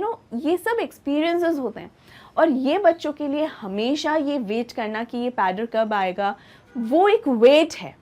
और वो सिर्फ इसलिए नहीं है कि अब हमें ब्रेड खाने को मिलेगी, ब्रेड तो वो रोज़ ही खा रहे हैं, उनके घर में भी बनी जाती है, लेकिन ये एक एक्साइटमेंट है कि वो व्यक्ति जब आएगा, वो छुन छुन छुन की जो आवाज़ होती है, वो एक अलग ही खुशी की लहर दौड़ाती है। कुल्फ़ी है, क्या हमें कुल्फ़ी इजीली मिल नहीं जाती? बिल्कुल मिल जाती है। लेकिन अगर आज भी अगर कोई टन टन टन आवाज़ करता हुआ कुल्फ़ी का वो जो एक रेडी होती है, जो स्टॉल जैसा होता है, वो टायरों पे, व्हील्स पे घुमाता हुआ अगर आज भी वो छुन छुन छुन और जिंगल करता हुआ आए, तो एक सम काइंड ऑफ एक्साइटमेंट, एक अजीब सी ही एनर्जी हम सब लोगों में आ जाती है कि हम आज भी तुरंत एटलीस्ट खिड़की तक तो जाकर देखते हैं कि अरे कुल्फ़ी वाला है। ये एक एक्सपीरियंस है और एक समय से जुड़ी हुई भावना है। ये फिर से मैं आपको ये बता रही हूँ क्योंकि इस तरीके का भी क्वेश्चन बनता है और बन सकता है, तो ध्यान रखिए और समझने की भी कोशिश कीजिए कि कितना एक्सपीरियंसेस जो हमारे होते हैं वो कितने मायने रखते हैं। Students, you are not a junior kid at all. अब आप सीनियर्स होते जा रहे हैं तो आपको अपने ओपिनियंस फ्रेम करने आने चाहिए। हर शब्द का लिटरल ट्रांसलेशन कर दिया बस हो गया, नो, ये सफिशिएंट नहीं है। चलिए आगे बढ़ते हैं। Why was it so? ये देखिए यहाँ पर ये क्वेश्चन के तौर पे ये बात कही हुई है। ऐसा क्यों था कि हमें इतना ज़्यादा वेट रहता था उसका? Why was it so? इतना ये ऐसा इसलिए था, Was it for the love of the loaf? क्या हमें इतना ज़्यादा उस बैटर के आने का वेट होता था? वो इसलिए होता था कि हमें बहुत ज़्यादा प्यार है ब्रेड से, कि ब्रेड वो आएगा तो ब्रेड लेकर आएगा। इतना ज़्यादा हमें क्या प्यार था क्या?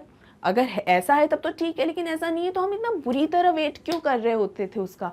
हम क्यों इतना ज़्यादा इंतज़ार करते थे कि कब वो पैडर आएगा, कब वो पैडर आएगा? नॉट एट ऑल, बिल्कुल भी नहीं। Was it for the love of the loaf? Not at all. यानी क्या उस ब्रेड के चक्कर में हम उसका इतना बुरी तरीके से वेट करते थे? क्या हमें वो ब्रेड इतनी ज़्यादा प्यारी थी, इतनी ज़्यादा पसंद आती थी कि हम उसका वेट करने लग जाते थे? तो आंसर क्या है? बिल्कुल भी नहीं, नॉट एट ऑल। ऐसा तो है ही नहीं। तो अगर ऐसा नहीं है तो फिर कैसा है? The loaves were bought by some Paskin और बास्टिन। सबसे पहले तो ये पास्किन और बास्टिन है, इनका प्रोनाउंसिएशन, इसको पास्काइन या बास्टाइन कहने की बिल्कुल आवश्यकता नहीं है, ठीक है? हमें करेक्ट प्रोनाउंसिएशन सीखने हैं, तो पास्किन एंड बास्टिन। तो पास्किन या Bastin, the maid servant of the house, what we longed for were those bread bangles which we chose carefully. Sometimes it was sweet bread of special make. इसका ये मतलब है कि क्या हम उन लोव्स का या जो ब्रेड्स आती थी उनका वेट कर रहे होते थे? ऐसा बिल्कुल नहीं है, नॉट एट ऑल। इनफैक्ट हम किस चीज़ का वेट कर रहे होते थे? देखो, लोव्स का इसलिए वेट नहीं कर रहे थे क्योंकि वो तो पता नहीं पास्किन या बास्टन, ये जो पास्किन बास्टन है ना, ये बेसिकली शायद मेड सर्वेंट है, शायद काम करने वाली है, ठीक है। अब यहाँ पर ये पास्किन बास्टन इसलिए नहीं लिखा हुआ है कि 2 मेड सर्वेंट्स थी, यहाँ पर एक, जैसे हम बोलते हैं ना पास्ता शास्ता इसी तरीके से पास्किन बास्टन है कि एग्जैक्ट नेम याद नहीं है उस मेड सर्वेंट का, तो पता नहीं पास्किन थी या बास्टन, ऐसी कोई सर्वेंट थी हमारे यहाँ पे और वो खरीद कर लाया करती थी। तो सामान खरीदने के लिए तो हमारे पास ऑलरेडी एक मेड सर्वेंट थी, वो जाके खरीद लाया करती थी, तो फिर हमें किस बात का इंतज़ार रहता था? हमें इंतज़ार रहता था ऐसा कुछ दिखने वाली ब्रेड्स का, और ये क्या है? इन्हें कहा जाता है ब्रेड बैंगल्स। अब देखिए, बैंगल्स क्या होती है? चूड़ियाँ या कड़े या कंगन। तो देख लीजिए, इनकी जो शेप है बिल्कुल कंगन जैसी ही है, और अगर आप इन्हें और ध्यान से देखें तो दिखने में थोड़े थोड़े डोनट्स की तरह है। डोनट जो मिलते हैं ना, डोनट्स की तरह है। तो इनका वेट किया जाता था सबसे ज़्यादा कि जब वो आएगा, पैडर आएगा, तो अपने साथ ये भी लेकर आएगा, तो हमें वो एक एक हम बड़े ध्यान से चूज़ करते थे। We chose them very carefully, बहुत ध्यान से एक एक पीस हम सेलेक्ट करते थे कि कोई टूटा हुआ नहीं है, कहीं पे कुछ कहीं से झड़ा हुआ नहीं है, प्रॉपर ऐसी ही शेप में ये होने चाहिए। तो वो खरीदने का भी जो एक्सपीरियंस होता है, देखिए बार बार मैं एक्सपीरियंस का नाम ले रही हूँ, तो वो जो खरीदने का भी जो एक एक्सपीरियंस होता है ना स्टूडेंट्स, वो भी बहुत मज़ेदार और बहुत आनंददायक होता है। It's very very exciting for these kids. तो वो बहुत अच्छा होता है, इसीलिए ये लोग जो हैं बहुत ध्यान से ये चूज़ क्या करते हैं, सिलेक्ट क्या करते हैं। Sometimes it was sweet bread of special make. इसका ये मतलब है कि कभी कभी वो जो ब्रेड होती थी वो थोड़ी सी मीठी होती थी, यानी फ्लेवर होता था उसमें एक, और जो स्पेशल मेक से बनती थी। स्पेशल मेक का क्या मतलब होता है? स्पेशल मेक का मतलब होता है जिस चीज़ से, जिस मिश्रण से वो बनी है। तो वो मिश्रण, यहाँ पर जो मेक है ना, वो क्या है? मिश्रण है। तो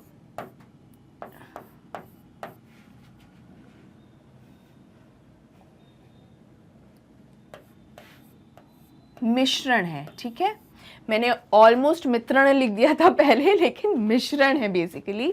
तो मिश्रण है ये, एक स्पेशल मेक जो है, स्पेशल मिश्रण है जिससे ये अलग तरीके की ब्रेड बनती है। यानी अलग अलग तरीके के ब्रेड्स या केक्स या लोव्स बनाने के लिए अलग अलग मिश्रण लगता है, अलग अलग मिक्सर लगता है, अलग अलग मेक लगता है, ठीक है। तो अलग अलग उसके फ्लेवर्स फिर अलग अलग आते हैं।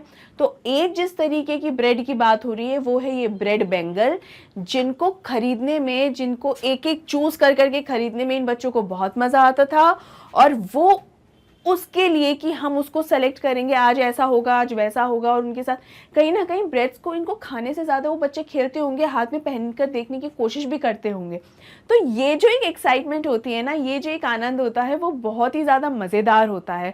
तो यही एक्सपीरियंस और यही जो मौका है ना इंजॉय करने वाला, और एक्साइटेड होकर एकदम भागकर कि अब हम ये देखेंगे, अब हम ये खरीदेंगे, उस मौके का ये सब बच्चे वेट करते रहते थे कि कब वो पैडर आएगा, कब हम भागते भागते उसके पास जाएंगे, और कब हम इन ब्रेड बैंगल्स को ख़रीदना स्टार्ट करेंगे।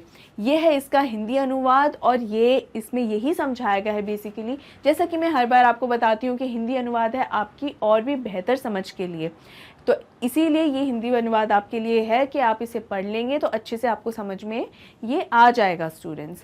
अब हम आगे बढ़ते हैं। अब यहाँ पे देखिए मैंने लिखा है ब्रेड चूड़ियाँ। तो ब्रेड चूड़ियाँ का मतलब ये तो हिंदी अनुवाद किया तो इसलिए मैंने यहाँ पर ऐसे बना दिया, लेकिन आपको जब अपने आंसर में लिखना है तो आप यहाँ ब्रेड चूड़ियाँ बिल्कुल ही लिखेंगे। भले ही आप ये आंसर हिंदी में लिख रहे हो या इंग्लिश में लिख रहे हो, ब्रेड चूड़ियाँ आपको नहीं लिखना है। ये सिर्फ एक हिंदी वर्जन है। जैसे मेरा नाम अंकिता है तो हर एक भाषा में मेरा नाम अंकिता ही रहेगा, वो इसका कोई हिंदी अनुवाद या संस्कृत अनुवाद या फ्रेंच अनुवाद नहीं है, ठीक है।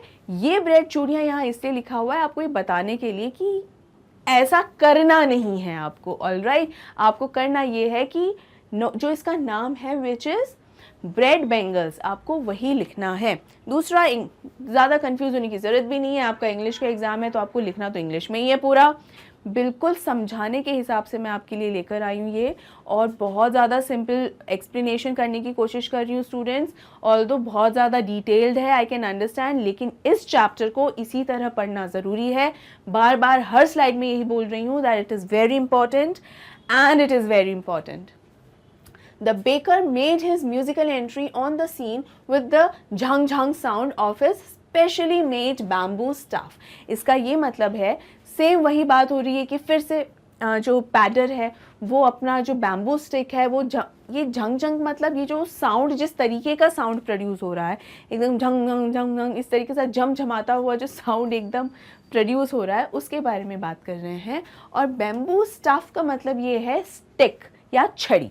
तो बैम्बू की या बांस की छड़ी पर फिर से वो जो जिंगल, वो जो बेल्स लगी हुई हैं वो जिंगल करती हुई यानी वो बजती हुई झंग झंग का साउंड प्रोड्यूस कर रही हैं। ठीक है। One hand supported the basket on his head and the other banged the bamboo on the ground। यानी एक हाथ से उसने जो बास्केट है अपने सर पे रखी हुई थी, तो एक हाथ से तो उस बास्केट को सपोर्ट कर रहा था, दूसरे हाथ से उसने वो बांस की छड़ी पकड़ी हुई थी कुछ इस तरीके से। देखिए ये है पैडर, इसके ऊपर जो है वो टोकरी रखी हुई है जिसमें देखिए कितनी सारी ब्रेड्स रखी हुई है और अलग अलग तरीके की ब्रेड्स रखी हुई है स्टूडेंट्स। तो एक हाथ से तो इस बास्केट को सपोर्ट किया हुआ है और दूसरे हाथ से उस बांस की छड़ी को पकड़ा हुआ है। अब आप ये देखिए कि आसपास के सारे बच्चे कितने एकदम अपने सारे दांत दिखा रहे हैं कि एकदम फुल ऑन 32 जिसे कहा जाता है। ऑल्दो इनके 32 दांत तो नहीं ही होंगे, छोटे बच्चे हैं, बट स्टिल ये कहने का तरीका है कि एकदम अपनी फुल स्माइल के साथ ये कितना खुश और एक्साइटेड लग रहे हैं कि देखिए पैडर आ गया, पैडर आ गया। And the pader is again very happy. वो भी बहुत खुश है कि मुझे देखकर बच्चे कितना खुश हैं कि ये मेरा वेट कर रहे थे। और कितनी खुशी होती है देखकर कि लोग आपके आने का वेट कर रहे हैं, रोज़ आपकी राह तक रहे हैं। ये एक अलग ही, ये जो एक मीटिंग है ना इस वक्त, ये जो पॉइंट है कि अब यहाँ पर पैडर भी आ गया है और ये बच्चे भी आ गए हैं, ये एक खुशनुमा माहौल और खुशी की लहर देने वाला एक मौका है। और इसी एक्सपीरियंस के लिए ये पूरी एक स्टोरी है। तो ये पूरी स्टोरी और क्या है बेसिकली, कोई ऐसी वैसी स्टोरी भी नहीं है, फोकलोर है। फोकलोर का क्या मतलब है मैंने कई मर्तबा इसी वीडियो के अंदर एक्सप्लेन कर दिया है। अब आप कमेंट सेक्शन में भी लिख ही दीजिए कि फोकलोर से आप क्या समझे हैं। अपनी भाषा में अपने अनुसार भी आप बिल्कुल इसको डिफ़ाइन कर सकते हैं, no problem at all. Students अपने ओपिनियन को डेवलप करना सीखिए, बहुत इंपॉर्टेंट है। अपने ओपिनियंस के, अपनी समझ के अनुसार चीज़ें आंसर्स लिखना बहुत बहुत ज़रूरी होता है। तो प्लीज़ अपने ओपिनियंस बनने दीजिए, ठीक है, उन्हें डेवलप होने दीजिए। हर चीज़ एकदम बुकिश बुक होती है आपकी हेल्प करने के लिए, उसको आपको as it is copy paste करने की ज़रूरत नहीं। अपना जो सोचने की क्षमता है उसे लिमिटेड मत होने दीजिए, और जितना बेहतरी से बढ़ा सकते हैं, ज़्यादा इम्प्रूव कर सकते हैं, उसे कीजिए। ठीक है, अब यहाँ आगे हम बढ़ते हैं। One hand supported the basket on his head and the other banged the bamboo on the ground. He would greet the lady of the house with good morning and then place his basket on the vertical bamboo। इसका ये मतलब है कि सबसे पहले वो जो lady of the house का मतलब क्या होता है, लेडी ऑफ द हाउस का मतलब हिंदी में अगर इसका अनुवाद करें तो घर की महिला, बट एक्चुअल में इसका मीनिंग होता है लेडी ऑफ द हाउस का मतलब होता है जो मालकिन है उस घर की। जैसे मेरे घर में मालकिन हुई मेरी मम्मी जी, तो वो हो गई लेडी ऑफ द हाउस, ठीक है। या मेरे मायके में मेरी जो मदर हैं वो हो गई लेडी ऑफ द हाउस, जो मेरी मम्मी है, यानी मालकिन, जो मुखिया हैं, फीमेल मुखिया ऑफ द हाउस, तो that is known as lady of the house. So lady of the house with good morning, सबसे पहले ग्रीट करते हैं गुड मॉर्निंग यानी सुप्रभात कह के। गुड मॉर्निंग को हिंदी में यही बोलते हैं या और कुछ भी बोलते हैं स्टूडेंट्स। तो गुड मॉर्निंग कह के पहले ग्रीट करते हैं और उसके बाद अपनी जो बास्केट है वो बास्केट अपनी उनके आंगन में रख देते हैं, जहाँ पे या अपनी स्टिक पे भी स्टिक रखकर और फिर अपनी बास्केट रख देते हैं। यानी अब वो मौका आ गया है जहाँ उनकी जो सारी ब्रेड्स हैं सब बिकने वाली हैं। आगे बढ़ते हैं।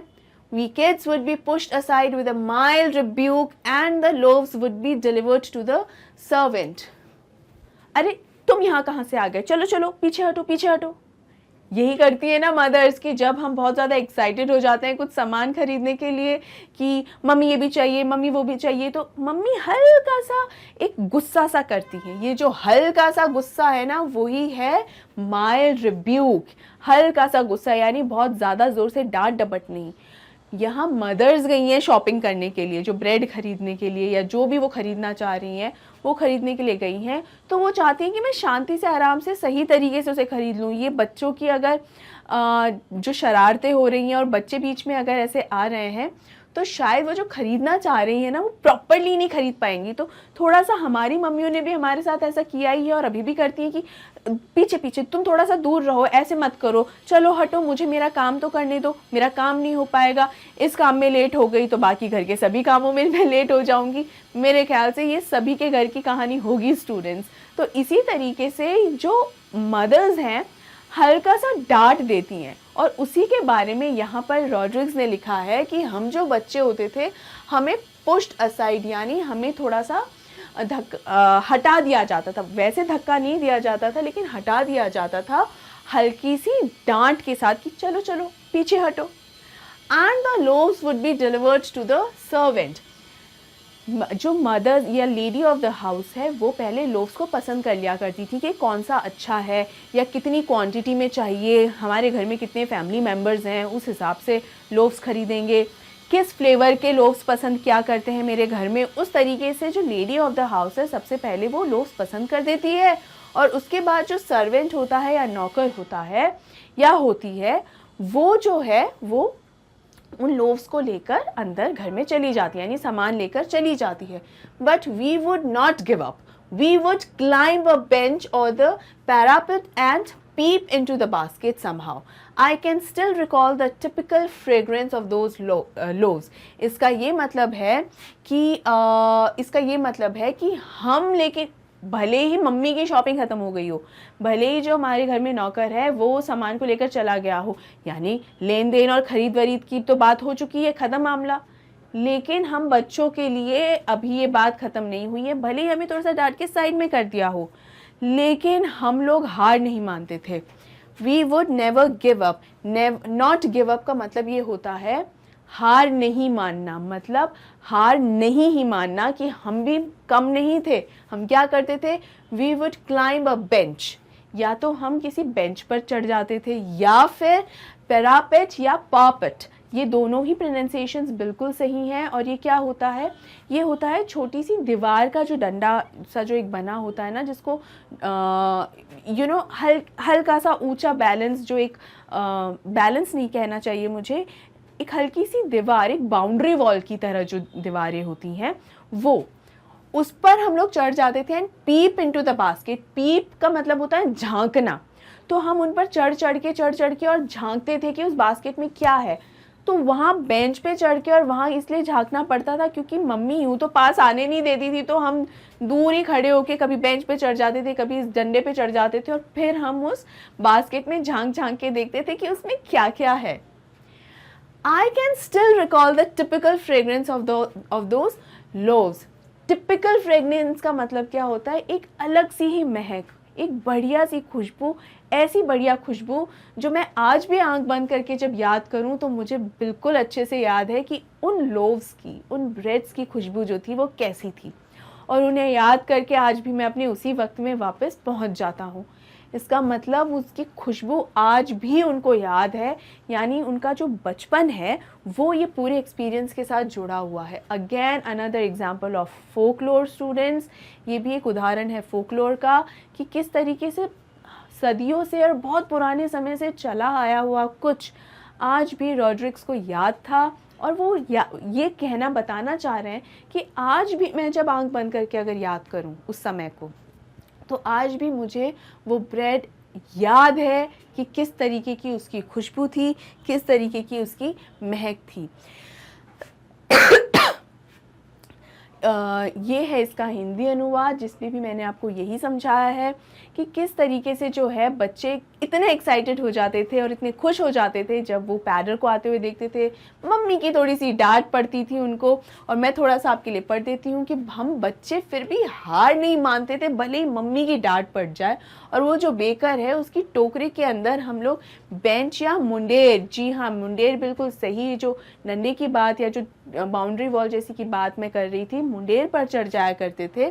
तो यही कहना चाहते हैं कि अभी भी वो जो बैंगल ब्रेड्स भी हो गई या अलग अलग ब्रेड्स भी हैं, उनकी जो महक है, उनकी जो खुशबू है, वो आज भी मुझे याद है। और वो ये दावा करते हैं कि मुझे वो हमेशा याद रहेगी, मैं कभी उन्हें भूल नहीं सकता, क्योंकि वो मेरे बचपन का एक ऐसा इवेंट है, मेरे बचपन की कहानियाँ, मेरे बचपन की यादें उसके साथ जुड़ी हुई हैं। और वो स्टूडेंट्स, चाहे आप हो, मैं हूँ या दुनिया का कोई भी इंसान हो, हमें हमेशा हमारे बचपन की सभी बातें जहाँ तक हो सके याद हम रखते हैं, क्योंकि हमने उनको जिया है। We have lived that experience, उन एक्सपीरियंसेस को जिया है, महसूस किया है, और वो वही तो हमारी स्टोरीज़ हैं, वही तो हमारी कहानियाँ हैं, उनके बिना हम कुछ भी नहीं हैं। अब बढ़ते हैं आगे। Loaves for the elders and the bangles for the children, यानी बड़े लोग जो हैं, सीनियर्स हो गए, जो हमारे पेरेंट्स हो गए, उन लोगों के लिए तो होते हैं लोव्स, उन लोगों के लिए तो ब्रेड्स हैं, ठीक है। और हम बच्चों के लिए होती थी वो बैंगल्स, यानी जो बेंगल ब्रेड होती थी वो हम बच्चों के लिए होती थी। Then we did not even care to brush our teeth or wash our mouths properly. Well, हमें तो हमारी नींदों में ही कानों के अंदर उसके आने की आहट पता चल जाती थी, बैम्बू स्टिक की थर्ड थर्ड, और उसके ऊपर बंधी हुई जो घंटियां हैं उसकी जिंगल्स, वो तो हमें सुनने को मिल ही जाती थी। तो हमारे कानों में वो धुन पड़ते ही हम तो बेड से उठकर बिस्तर से बाहर निकलकर सीधा उस पैडल के पास ही जाते थे। जिस मोमेंट हम लोगों को वो बैंगल ब्रेड मिल जाती थी, फिर हमें कोई मतलब नहीं है कि दुनिया में क्या चल रहा है, ना हम मुंह धोने की परवाह करते थे और ना हम ब्रश करने की चिंता रखते थे, हम सीधा उन ब्रेड्स को खाना स्टार्ट कर देते थे। एंड वाई शुड वी, हम क्यों अपना मुंह धोना या ब्रश करना ध्यान रखेंगे? Who would take the trouble of plucking the mango leaf for the toothbrush? Mango leaf plucking for the tooth brush का क्या मतलब हुआ? इसका ये मतलब हुआ, देखिए पहले टूथ ब्रशेस जो थे वो तो थे नहीं, पहले क्या था, या तो नीम की डाली से या बबूल की टहनी डाली से या आम के पेड़ की डाली से, इनसे भी ब्रश किया जाता था, इनकी डाली से, टहनी से भी ब्रश किया जाता था। यहाँ ये कहा जा रहा है कि हम वो आम की डंडी तोड़ने का कौन भार उठाए, इतनी मेहनत कौन करेगा, हम तो क्या करते थे। And why was it necessary at all, ज़रूरी क्यों है ब्रश करना? अब the tiger never brushed his teeth, कभी शेरों ने भी मुंह धोया है या ब्रश किया है? ये तो आपने सुना ही होगा कि शेरों ने भी क्या कभी मुंह धोया है, और यहाँ लिखा हुआ है कि शेरों ने भी क्या कभी ब्रश किया है। जी हाँ, यहाँ पर ये बात बिल्कुल लिखी हुई है, और रॉड्रिक्स ने लिखी है, और रॉड्रिक्स ने तब लिखी है जब वो एकदम मैच्योर इंसान थे। लेकिन ये स्टोरी लिखते लिखते वो भी अपने बचपन में ज़रूर पहुंच गए होंगे, और एकदम बचपन वाली ही बात उन्होंने कही है कि जिस तरीके से बच्चों को, हर बच्चे को, ये मैंने भी किया है, आपने भी ज़रूर किया होगा और आज भी करते हैं, कि अगर आपको सुबह आँख खुलते ही अपना पसंद का कुछ खाने पीने का दिख जाता है, तो फिर क्या मुंह धोना है और क्या ब्रश करना है, उसी वक्त उस खाने पे टूट पड़ना है। ऐसा आपने क्या किया है? अगर हाँ तो ज़रूर ये भी कमेंट सेक्शन में लिखकर बताइएगा स्टूडेंट्स, और अपने बढ़िया बढ़िया एक्सपीरियंसेस जो हैं, अच्छे और मज़ेदार बढ़िया एक्सपीरियंस जो हो रहे हैं, उन्हें आप ज़रूर शेयर कीजिएगा। ऐसे कोई भी इस तरीके के नेगेटिव कमेंट्स लिखने की बिल्कुल भी ज़रूरत नहीं है। वैसे मेरे स्टूडेंट्स कभी नेगेटिव कमेंट्स लिखते नहीं हैं, बट अब आगे भी ज़रूरत नहीं है। अच्छे पोलाइट हम्बल स्टूडेंट्स बने रहिए। और यहाँ पर ये देखिए कि यहाँ पर भी यही बचपन वाली बात हो रही है कि अब मुझे तो मिल गई है मेरी बैंगल ब्रेड, मुंह धोने का और आम की टहनी तोड़ के ब्रश करने का मेहनत अब कौन करे? करने की ज़रूरत ही क्या है? क्या शेरों ने भी कभी ब्रश किया है? Hot T could wash and clean up everything so nicely after all. एक गर्मा गर्म चाय जैसे ही मिल जाएगी तो दांत वांत सब अपने आप ही साफ हो जाएंगे, और जो आलस है चेहरे पे वो भी आराम से उड़ ही जाएगा। तो इसका मतलब ये है कि हमें हमारी पसंद की चीज़ें मिल चुकी हैं। अब किसे मुंह धोना है और किसे ब्रश करना है, क्या फ़र्क पड़ रहा है? एक गर्मा गर्म चाय की प्याली हो जाएगी तो अपने आप। यहाँ पर ये लिखा हुआ है कि ब्रश करना अनावश्यक था, मतलब बिल्कुल ज़रूरी नहीं था, क्योंकि गर्म चाय आसानी से उसका मुंह धो सकती थी।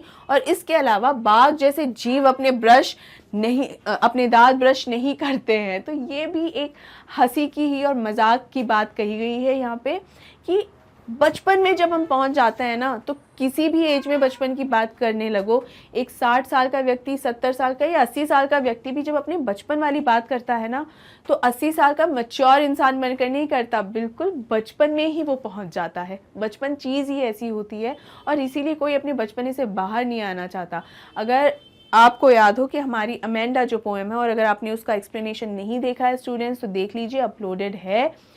अमेंडा में यही है कि वो अपना बचपन छोड़ना ही नहीं चाह रही थी, वो बड़ी होना ही नहीं चाह रही थी। तो ये अमेंडा की ही नहीं, हम सभी की कहानी है ये। तो अमेंडा के जैसा कहीं ना कहीं हम सब में एक अमेंडा है, तो वैसी ही कुछ अमेंडा शायद इस रॉड्रिक्स में भी है कि वो जिस तरीके से लिख रहे हैं, बता रहे हैं, धीरे धीरे अपने बचपन में ही पहुंच गए हैं। Marriage gifts are meaningless without the sweet bread known as the ball, just as a party or a feast loses its charm without bread. Not enough can be said to show how important a baker can be for a village. अब इसका मतलब ये है कि marriage gifts होते हैं ना, वो मीनिंगलेस होते हैं विदाउट द स्वीट ब्रेड। मतलब जब शादियाँ होती हैं, शादी ब्याह होते हैं, उसमें जो मैरिज गिफ्ट्स जाते हैं, अगर उसके अंदर एक मीठी ब्रेड ना हो तो वो अधूरा है, वो एकदम उसको कंप्लीट नहीं माना जाएगा, वो अधूरा है। And it is known as the, मतलब चूंकि ब्रेड गोवा की संस्कृति का मुख्य हिस्सा है, ये भी कहना, ये जानना बहुत इंपॉर्टेंट है स्टूडेंट्स। क्योंकि देखिए, ब्रेड की इतनी बात हो रही है, तो फोकलोर तो यहाँ पे ये स्टोरी ही नहीं, बल्कि ब्रेड भी अपने आप में जो गोवा है, गोवन हिस्ट्री का एक बहुत ही इम्पॉर्टेंट हिस्सा रहा है और आज भी है।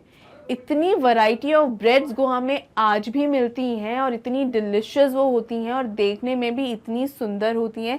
ट्रस्ट मी, मैंने खुद एक्सपीरियंस किया हुआ है, तो आपको भी अगर कभी मौका मिले वहाँ जाने का, तो ब्रेड्स ज़रूर टेस्ट कीजिएगा, बहुत ही बढ़िया होती हैं।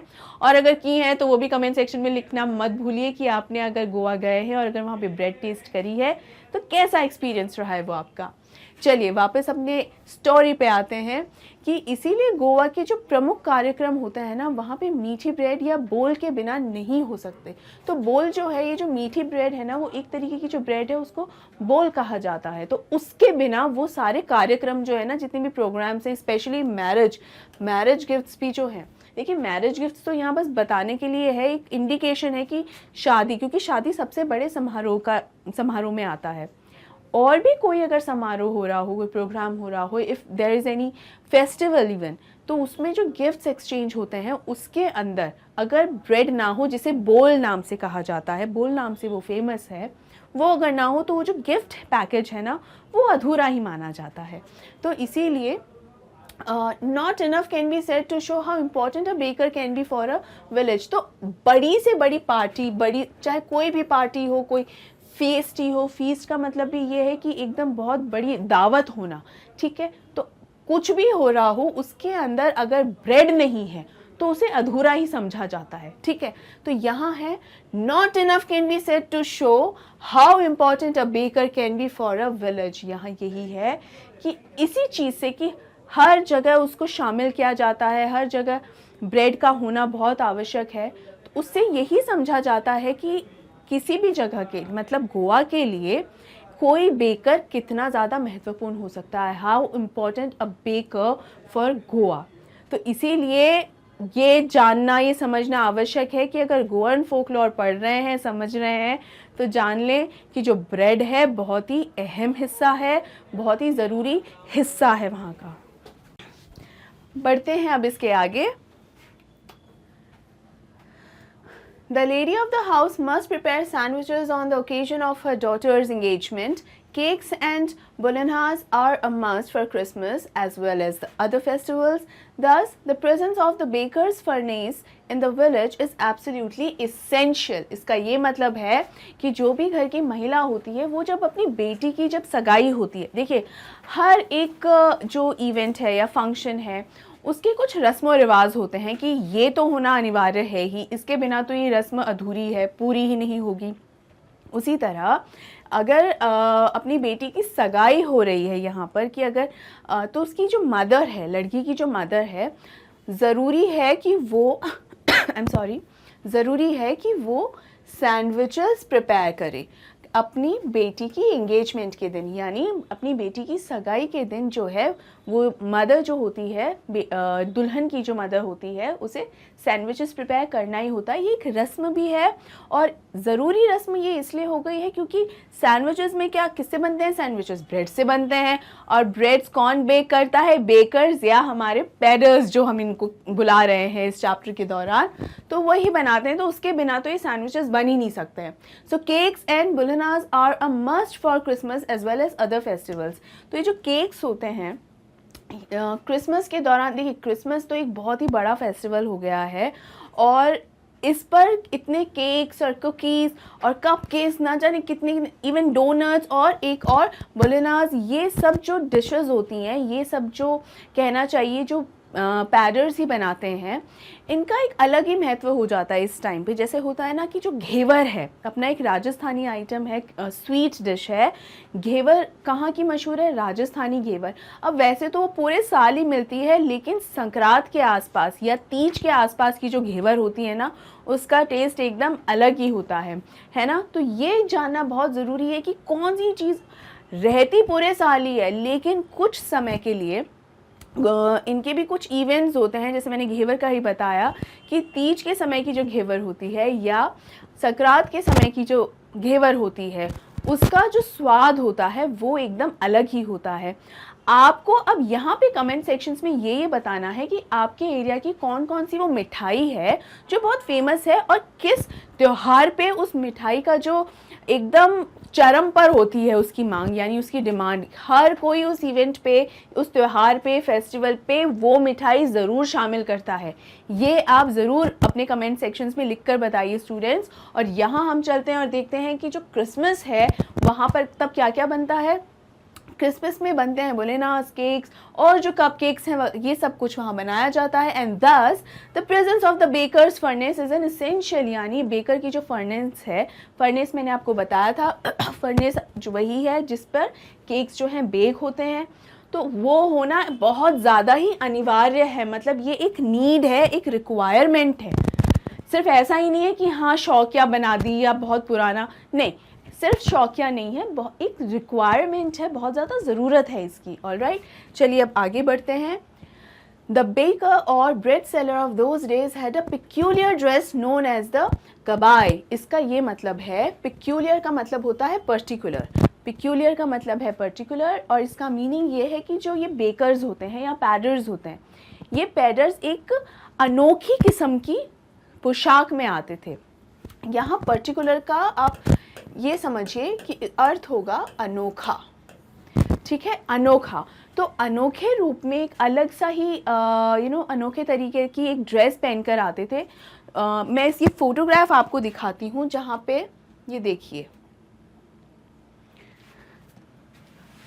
यहाँ देखिए इनका एक तरीके का एक शॉल जैसा, एक कपड़े जैसा पूरा है, एक सिंगल पीस इन्होंने पहना हुआ है। ये जो पोशाक है ना, ये जो ड्रेस है, यही ड्रेस होती है एक पैडर की। जब वो अपने केक्स को बेचने निकलता था ना, तो इसी तरीके की या इससे मिलती जुलती ही एक ड्रेस पहनता था। फ्रॉक जैसा इसको बोल सकते हैं या इसको सेरोंग भी बोल सकते हैं, अलग अलग नाम इसको दिए गए हैं, लेकिन सिंपली बोलो तो एक झोले जैसा एक ड्रेस पहना रहता था और सिंगल पीस ड्रेस होता था, ठीक है। तो ऐसी किसी पोशाक में ये लोग आते थे और यही है कि इन पोशाक बिल्कुल अलग सी होती थी, बिल्कुल हटकर।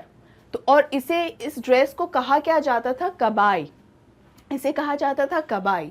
It was a single piece long frock reaching down to the knees, यानी ये घुटनों तक पहुंचती थी ये ड्रेस, और एक सिंगल पीस था। मतलब ऐसा जैसे शर्ट और पैंट्स तो अलग अलग पीसेस हो गए, ये एक सिंगल पीस ही हुआ करता था। In our childhood, we saw bakers wearing a shirt and trousers which were shorter than full length ones and longer than half pants. यानी सबसे पहले जो शुरुआत में जो बेकर्स होते थे, मतलब जब पोर्चुगीज़ का रूल था, उस समय वो कैसी ड्रेस पहनते थे? वो फ्रॉक जैसी ड्रेस, सिंगल पीस जैसी ड्रेस, जो मैंने आपको दिखाई थी अभी फोटोग्राफ में, पिक्चर में जो दिखाई वो सिंगल ड्रेस जो घुटनों तक पहुंचती थी, ये एक ड्रेस होती थी उस टाइम पे। लेकिन धीरे धीरे जैसे जैसे समय चेंज होता गया, वैसे वैसे जैसे जैसे बदलाव आते गए, इन पैडर्स की ड्रेस में भी बदलाव आया। और अब ये क्या पहनते हैं, अब ये पहनते हैं बेकर्स शर्ट्स और ट्राउज़र्स, यानी वही शर्ट पैंट जैसा पहनते हैं, लेकिन शर्ट पैंट भी बिल्कुल रेगुलर जैसा या रोज़मर्रा जैसा नहीं पहनते। वो कैसे, उनकी जो ट्राउज़र्स होते हैं उनकी जो लेंथ होती है वो थोड़ी सी छोटी होती है, शॉर्टर देन फुल लेंथ, यानी घुटनों तक नहीं होती, थोड़ी सी छोटी होती है। आजकल क्रॉप्ड पैंट्स के नाम से ये बहुत मशहूर हैं। क्रॉप्ड पैंट्स होती है ना जो आपके एंकल लेंथ तक होती है या एंकल से भी अबाव होती है, ये उसी तरीके का कुछ ट्राउज़र्स होते थे वो जो उस टाइम पे चलते थे। किस टाइम पर, जब रॉड्रिक्स लिख रहे हैं, लूशियो रॉड्रिक्स जब ये स्टोरी लिख रहे हैं उस टाइम पे। और रॉड्रिक्स ये बता रहे थे कि जब और भी पुराने समय में जब पोर्टुगीज़ का राज था, उस टाइम पे तो सिंगल पीस क्लॉथ चलता था, लेकिन अब धीरे धीरे आज जब मैं बच्चा हूँ और आज के समय में यानी जब रॉड्रिक्स बच्चे थे तब धीरे धीरे क्या चेंजेस आ गए हैं, चेंजेस आ गए कि जो बेकर्स हैं वो भी शर्ट में और ट्राउज़र्स में रहते हैं। और ट्राउज़र्स की जो लेंथ होती है वो थोड़ी छोटी होती है, जो हाफ पैंट्स से तो थोड़ी बड़ी होती है और फुल लेंथ पैंट से थोड़ी छोटी होती है, यानी बीच का सा कुछ आइटम होता है। ठीक है, तो इस तरीके के ये ड्रेसअप बताने की कोशिश कर रहे हैं। ये ड्रेसअप पे भी इतना ध्यान इसलिए दिया गया है कि फुल, जैसे मैंने बताया, अब बेकर फ्रॉम गोवा तो बात ही पूरी बेकर की है, तो बेकर किस तरीके से आता है, कितने सब खुश हो जाते हैं, इन सब के साथ साथ ये बताना भी तो ज़रूरी है ना कि वो बेकर किस तरीके के ड्रेसअप में होता था। ड्रेसिंग बताना भी ज़रूरी होता है स्टूडेंट्स, ताकि हमको ये समझ में आ सके उसके सारे ट्रेट्स, उसकी सारी बातें और सारे एस्पेक्ट्स हमको अच्छे से समझ में आ जाए। तो यही है कि जितना भी अपने बचपन के जितने भी जो अनुभव हैं, एक्सपीरियंसेस हैं यहाँ पे, उसमें से एक एक्सपीरियंस ये भी आता है कि उनकी जो ड्रेस होती है ना बेकर्स की, वो बहुत ही शानदार, एकदम अलग किस्म की पोशाक होती है, वो कहीं और नहीं मिलती है इस तरीके की पोशाक। वो पोशाक पहन लेने का मतलब है कि हाँ ये अब एक पैडर ही है, ये एक बेकर ही होगा जिसने ये पहनी हुई है। तो अब जो पोशाक पहनते हैं उनमें चेंज क्या आ गया है, अब पोशाक में ये चेंज आ गया है कि पहले वो सिंगल फ्रॉक की होती थी और अब कैसी होती है, अब शर्ट्स होते हैं और पैंट्स होती हैं, और पैंट्स या ट्राउज़र्स जो होते हैं वो फुल लेंथ से छोटी होती है और जो हाफ पैंट्स हैं उनसे थोड़ी सी बड़ी होती है। Even today, anyone who wears a half pant which reaches just below the knees invites a comment that he is dressed like a padder। ये एक मजाक उड़ाने वाली सी बात है कि टांग खिंचाई हो रही है, लेग पुलिंग हो रही है कि आज भी अगर कोई क्रॉप पैंट पहन के आ जाता है, ये गोवा की स्पेशली बात हो रही है कि अगर छोटे पैंट्स पहन रखे हैं आपने तो आपको कह दे क्या बेकर हो क्या तुम, क्या मतलब पैडर कह के उसको चिढ़ाने जैसा काम करते थे कि वो व्यक्ति ने तो स्टाइल स्टेटमेंट के लिए वो पहना है, फैशन के नाम पर उस पैंट्स को पहना होगा जो रेगुलर पैंट्स से छोटी है, लेकिन बाकी सब लोग उसको क्या कहकर चिढ़ाने लग जाते थे, अरे तुम तो पैडर हो, तुम तो पैडर हो। तो इस तरीके के मजाक भी यहाँ चलते रहते हैं। The baker usually collected his bills at the end of the month. Monthly accounts used to be recorded on some wall in pencil. His bills का मतलब क्या होता है, मनी। बिल्स का मतलब है मनी। तो जो पैसे हैं ना वो महीने के आखिर में कलेक्ट होते थे। ऐसा नहीं कि रोज़ बेचा और रोज़ पैसे कमा लिए, ऐसा नहीं था। ये जो ब्रेड बेचने का काम है, जब पूरा महीना ख़त्म होने में आता था तो महीने के आखिर में वो बिल दे दिया करता था हर व्यक्ति को कि किसने कितना ब्रेड लिया है, उस हिसाब से वो फिर पैसे सबसे कलेक्ट किया करता था। तो ये जो अकाउंट का काम है ना, ये महीने के आखिर में होता था और इसको पेंसिल से लिखा जाता था, मतलब ये रिकॉर्ड किया जाता था। ये कोई बहुत ज़्यादा डिटेल वाली चीज़ नहीं है, बस ये है कि रिकॉर्ड्स रखते थे पूरे महीने के और आखिर में वो सेटल हो जाता था। Baking was indeed a profitable profession in the old days. The baker and his family never starved. He, his family and his servants always looked happy and prosperous. The plump physique was an open testimony to this.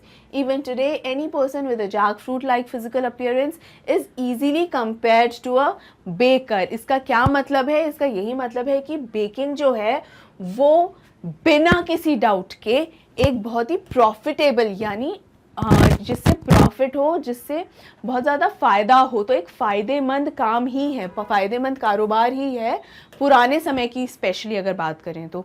आज के समय में भी अगर आपने bakery का काम अच्छे से आपको आता है वो तो ठीक है, लेकिन कंपटीशन बहुत ज़्यादा हो गया।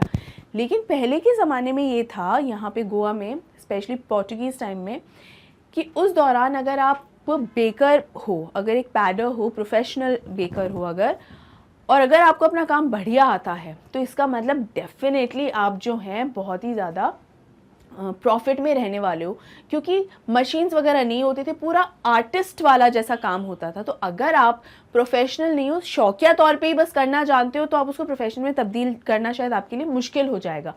लेकिन शौकिया होने के साथ साथ अगर आपको उसका पैशन भी है और अगर आप प्रोफेशनली उस काम को जानते हो ना, तभी आप उस काम में आगे बढ़ सकते हो। वरना उस समय, क्योंकि मशीन्स नहीं होते थे बेटा, उस टाइम पे होते थे सिर्फ वो फर्नेसेस, जिनको हैंडल करना हर इंसान की बस की बात नहीं होती है ना। तो ये डेफिनेटली अनडाउटेडली एक प्रॉफिटेबल काम ही है। The baker and his family never starved. Starve का मतलब होता है भूखा, भूखा या भूख मान लीजिए, भूख। तो भूखा ही लिख देती हूँ मैं यहाँ, कि कोई भी बेकर है ना, वो और उसका जो परिवार है ना, वो कभी भूख से तो नहीं मरता था, कभी भूखा नहीं रहता था। क्यों? क्योंकि वो हमेशा खुश ही रहते थे। बेकर और उसका जो परिवार है ना, वो हमेशा खुश रहता था, प्रॉस्परस रहता था। प्रॉस्परस का मतलब है समृद्ध, समृद्ध रहता था, मतलब उनके पास पैसे वगैरह की कमी नहीं होती थी, क्योंकि प्रॉफिटेबल बिजनेस अगर है तो आपको अच्छी आपकी कमाई होगी, अच्छी आपकी इनकम होगी, तो आप प्रॉस्परस, धनवान या समृद्ध रहेंगे।